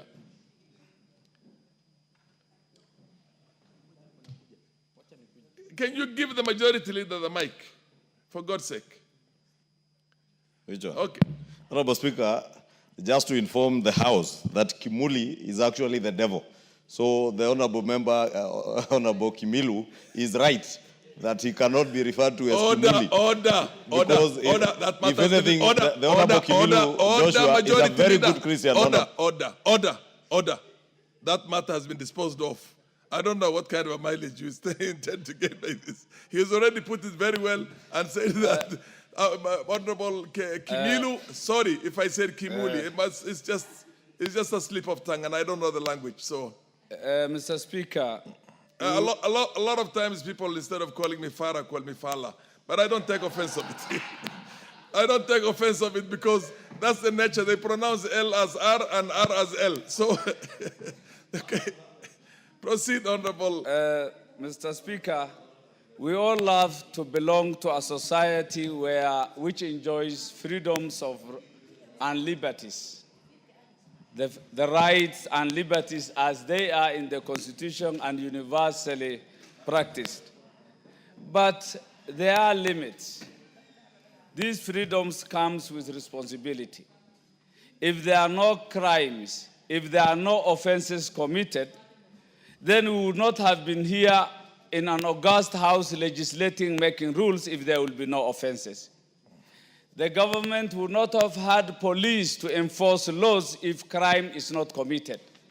So it will be idealistic for somebody to say that we should not limit or legislate in a manner to limit some rights. Or everything, if we don't limit some of these rights, if these rights and freedoms are not well guarded and checked, then we will have a world full of vices, criminality, and there will be chaos, anarchy.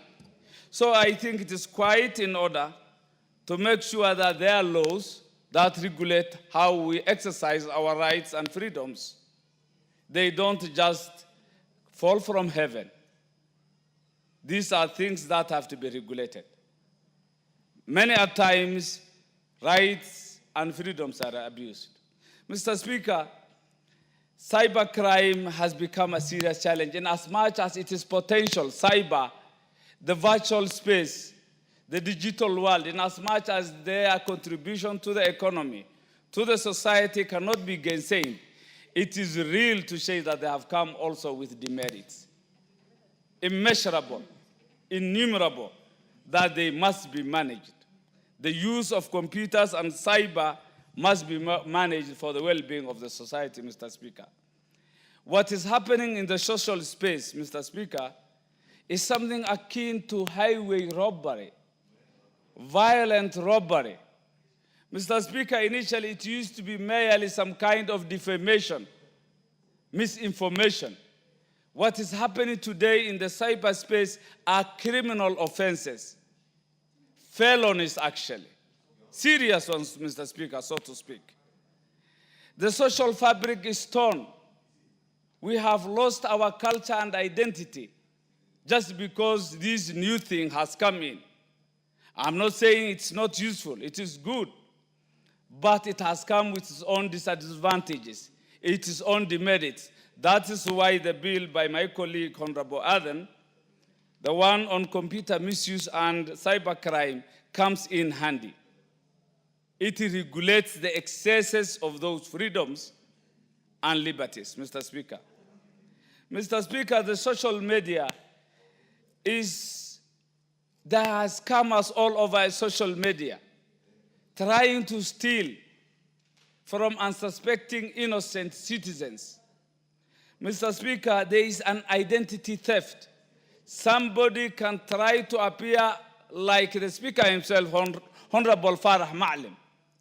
Assume your identity, your personal user names, and still impersonate and do all that could have been done physically by Farah himself, Honorable Farah himself. So there is identity crisis in the social media. We are at a time AI is being used to at least produce the photos of people who have died 100 years ago. You only need to put some attributes into the system. And there you get somebody who looks like your grandfather. Just appears like your grandfather, whom you have never seen. We are in such a kind of very alarming misinformation, which you cannot copyright, which you can't take it as a true information. We are at a level where it has never happened in the history of this republic, where His Excellency the President is abused to such a level, Mr. Speaker. His family is abused, and no action can be taken just because one thing is cited: the rights, the freedoms.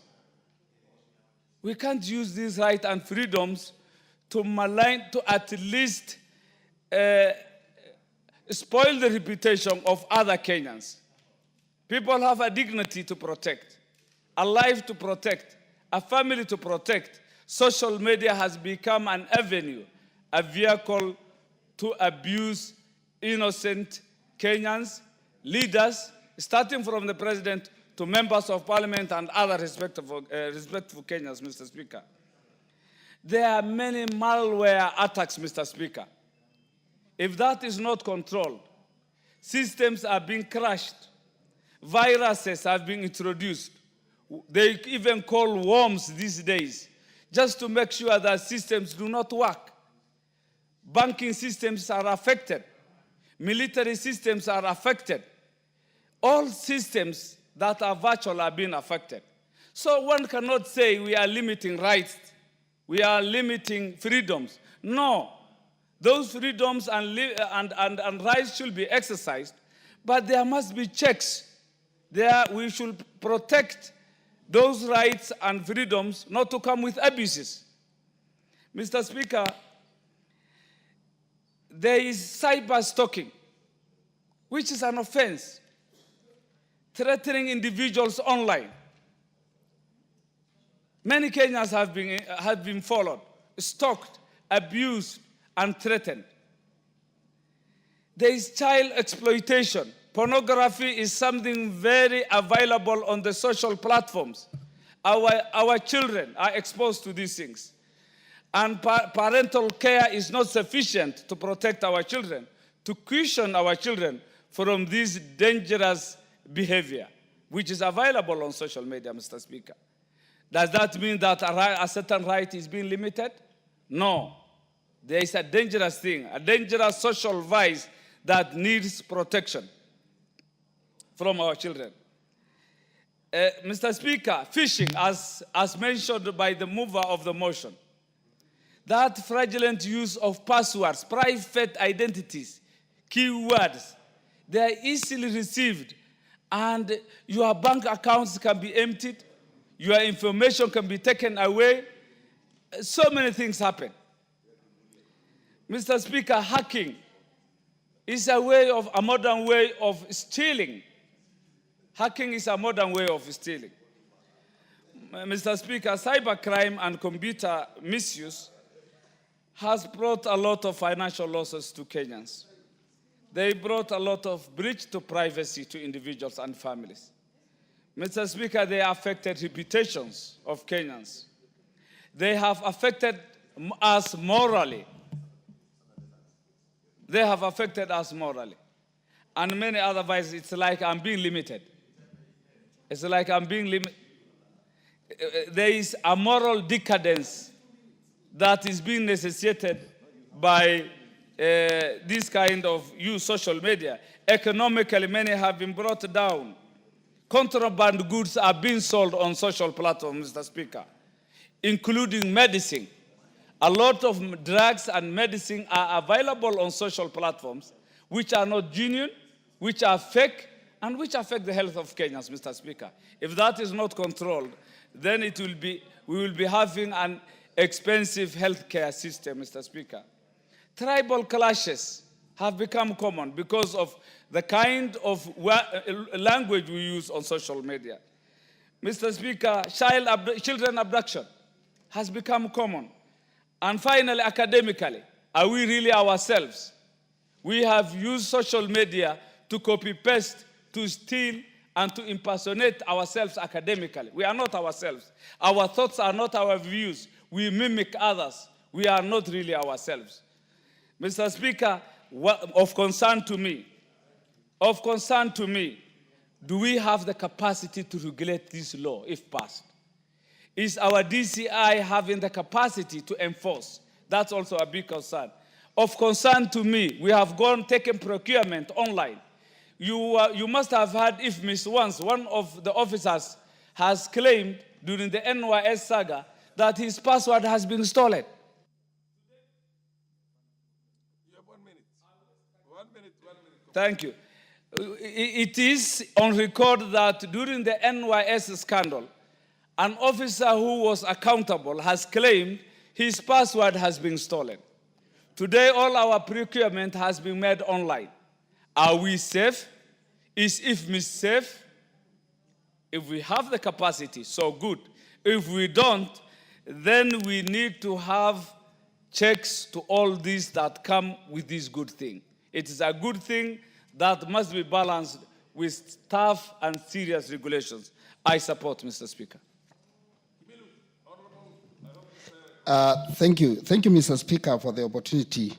Mr. Speaker, I want to say that in the last parliament, Mr. Speaker, with the Committee of ICT and Communication, Mr. Speaker, we come up with a law about cybercrime, Mr. Speaker.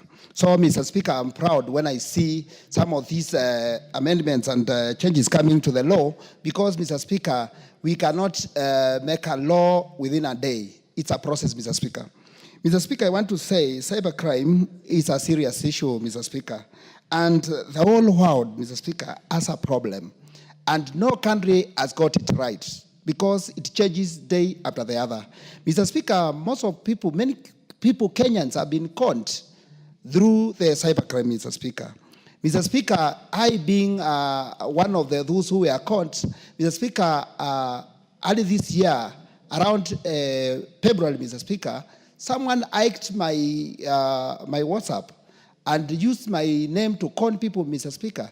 And it took me time before I take the control, and many people were caught a lot of money, Mr. Speaker.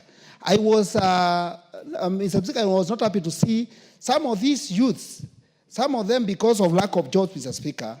I saw someone drawing Osoro with a long tail when he was doing empowerment, Mr. Speaker. And I said, I've seen a person like Osoro with a long tail, Mr. Speaker. That is an abuse, Mr. Speaker. And I think some of these things is where we are saying, Mr. Speaker, we need to control. And I want to advise some of these, the government, because I can see members of government here like Osoro, that you need to give these youth jobs.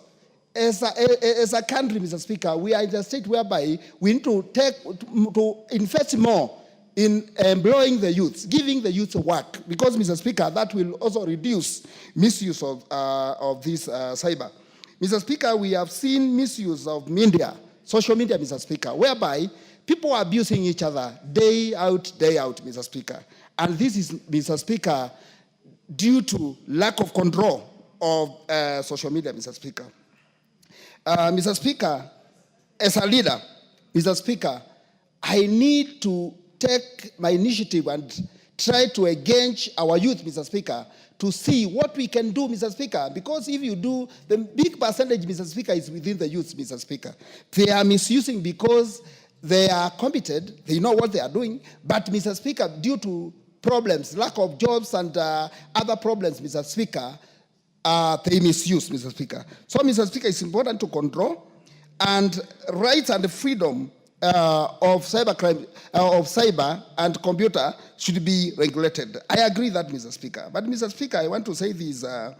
We should not even make some laws because we want to, because we are in power, Mr. Speaker. We need to make laws which we know, even when we are out of power, that law can be in use, Mr. Speaker. And, Mr. Speaker, because I can see Osoro is disturbing me, Mr. Speaker, I need ample time, Mr. Speaker. Osoro will be heard in silence. I got it right this time, I hope. Thank you, Mr. Speaker. Yeah. So, Mr. Speaker, I take this time to say that this is an important bill, Mr. Speaker, although there are some areas I think we need to do some further amendments, Mr. Speaker, and when the time comes, I will, because I can see somewhere I can do an amendment, and when the time comes, I will present my amendment. And Mr. Speaker, because I want also to give others like Osoro time to contribute, I submit, Mr. Speaker. The Honorable Osoro. Thank you very much, Honorable Speaker. Honorable Speaker, I was actually not disturbing the Honorable Kimilu. I was only applauding him for making awesome contributions to this bill. I was really appreciating his marvelous contribution to this bill. Honorable Speaker, I must start by congratulating immensely the mover of this motion, the Honorable Aden Daoud, Mohammed. And this bill has really come at the right time. Although, I would say that I wish it actually came early. But listening to the submissions by the Honorable Kimilu, you will agree with me, Honorable Speaker, that technology is fast moving and fast evolving, very, very fast than we thought. A while back, Honorable Speaker, people used to move around with very big and heavy cell phones that you would need to climb on a tree, Honorable Speaker, so that you can be able to get or to capture network, Honorable Speaker, but it's not anymore. And similarly, anything to do with technology in every sector, Honorable Speaker, has really evolved very, very fast. But of importance, Honorable Speaker, about this particular bill, the Computer Misuse and Cyber Crime Bill, Honorable Speaker, it really focuses on issues that are really on the question of security. That if a person willfully, Honorable Speaker, decides to use, or perhaps you collect an ID card somewhere from the streets, if somebody happens to lose an ID or something, or even snatched by thieves while walking home, and decides to use it to register an M-Pesa, to register their line, so that they can be able to transact, Honorable Speaker. If this person, Honorable Speaker, engages in a criminal activity and is found culpable, Honorable Speaker, this person will be able to serve an imprisonment of several years, and to be particular, 2 years. Of course, these are some of the amendments that we'll be seeking to move when we go to the next step, so that this is even made more retributable. Not just 2 years, could even be 10 years, because we are living in a very fun world. As we speak today, Honorable Speaker, my constituency is actually mourning the death of 3 young men who are allegedly lynched by a mob, in Western. They left their home in Gusii. They went to Western Kenya, Honorable Speaker. They were moving from shop to shop with their SIM cards, I hear so, allegedly, and of course engaging people that, we are agents of Safaricom. If you do this and this and this, you'll be able to get a loan or something. That is part of the cybercrime. If it's indeed true that that's what they did, although we don't support the mob justice, that is exactly what this particular bill is going to curb. That if they were using somebody's line, you can imagine what that person would be facing if they were not caught. That is the imagination that I'm thinking when I'm reading this bill. And that is why it's very emotive to me, because they are still in the cold room, and because of such. And Honorable Speaker, there is also this question of cyber harassment. We've all faced that in this house. I think we face it daily. Honorable Speaker, you wake up one morning and you find yourself you're a cow or something. Somebody places you and harasses you, decides to make you, if you're a man, he decides to make you a woman, puts a dress on you.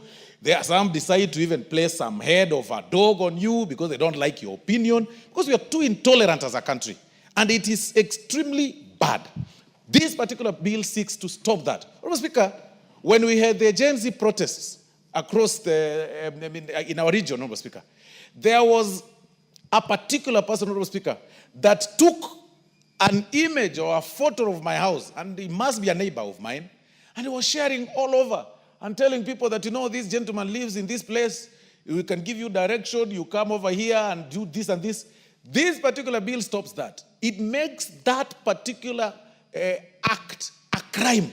You don't just wake up one morning and decide that, today, because I dislike so-and-so, because as I've said, Honorable Speaker, because of our divergent opinions, I do not understand why one would decide to troll me on social media, because you don't agree to my opinion. Today I say this, we may not be, we can't think the same. And it's quite unfortunate, Honorable Speaker, that we are in the level whereby, because you don't like my opinion, you don't like my face, you do not like my political persuasion, you do not like my side of politics, you'll just wake up one morning and troll me, create pseudo accounts, and then draft a lot of insults day in, day out, and claim and say, oh, you've done this and this. Oh, we will kill you. We will do this. This bill seeks to curtail such kind of unnecessary freedoms, Honorable Speaker, because where your rights end, Honorable Speaker, mine starts. It can't be that your opinion is better than mine. I don't know why, Honorable Speaker. Lord, Honorable Osoro, by the time we resume this debate, we'll still have 5 minutes. The time now being at 7 o'clock. 7 p.m., this House stands adjourned until Wednesday, the 13th of August, 2025 at 9:30 a.m.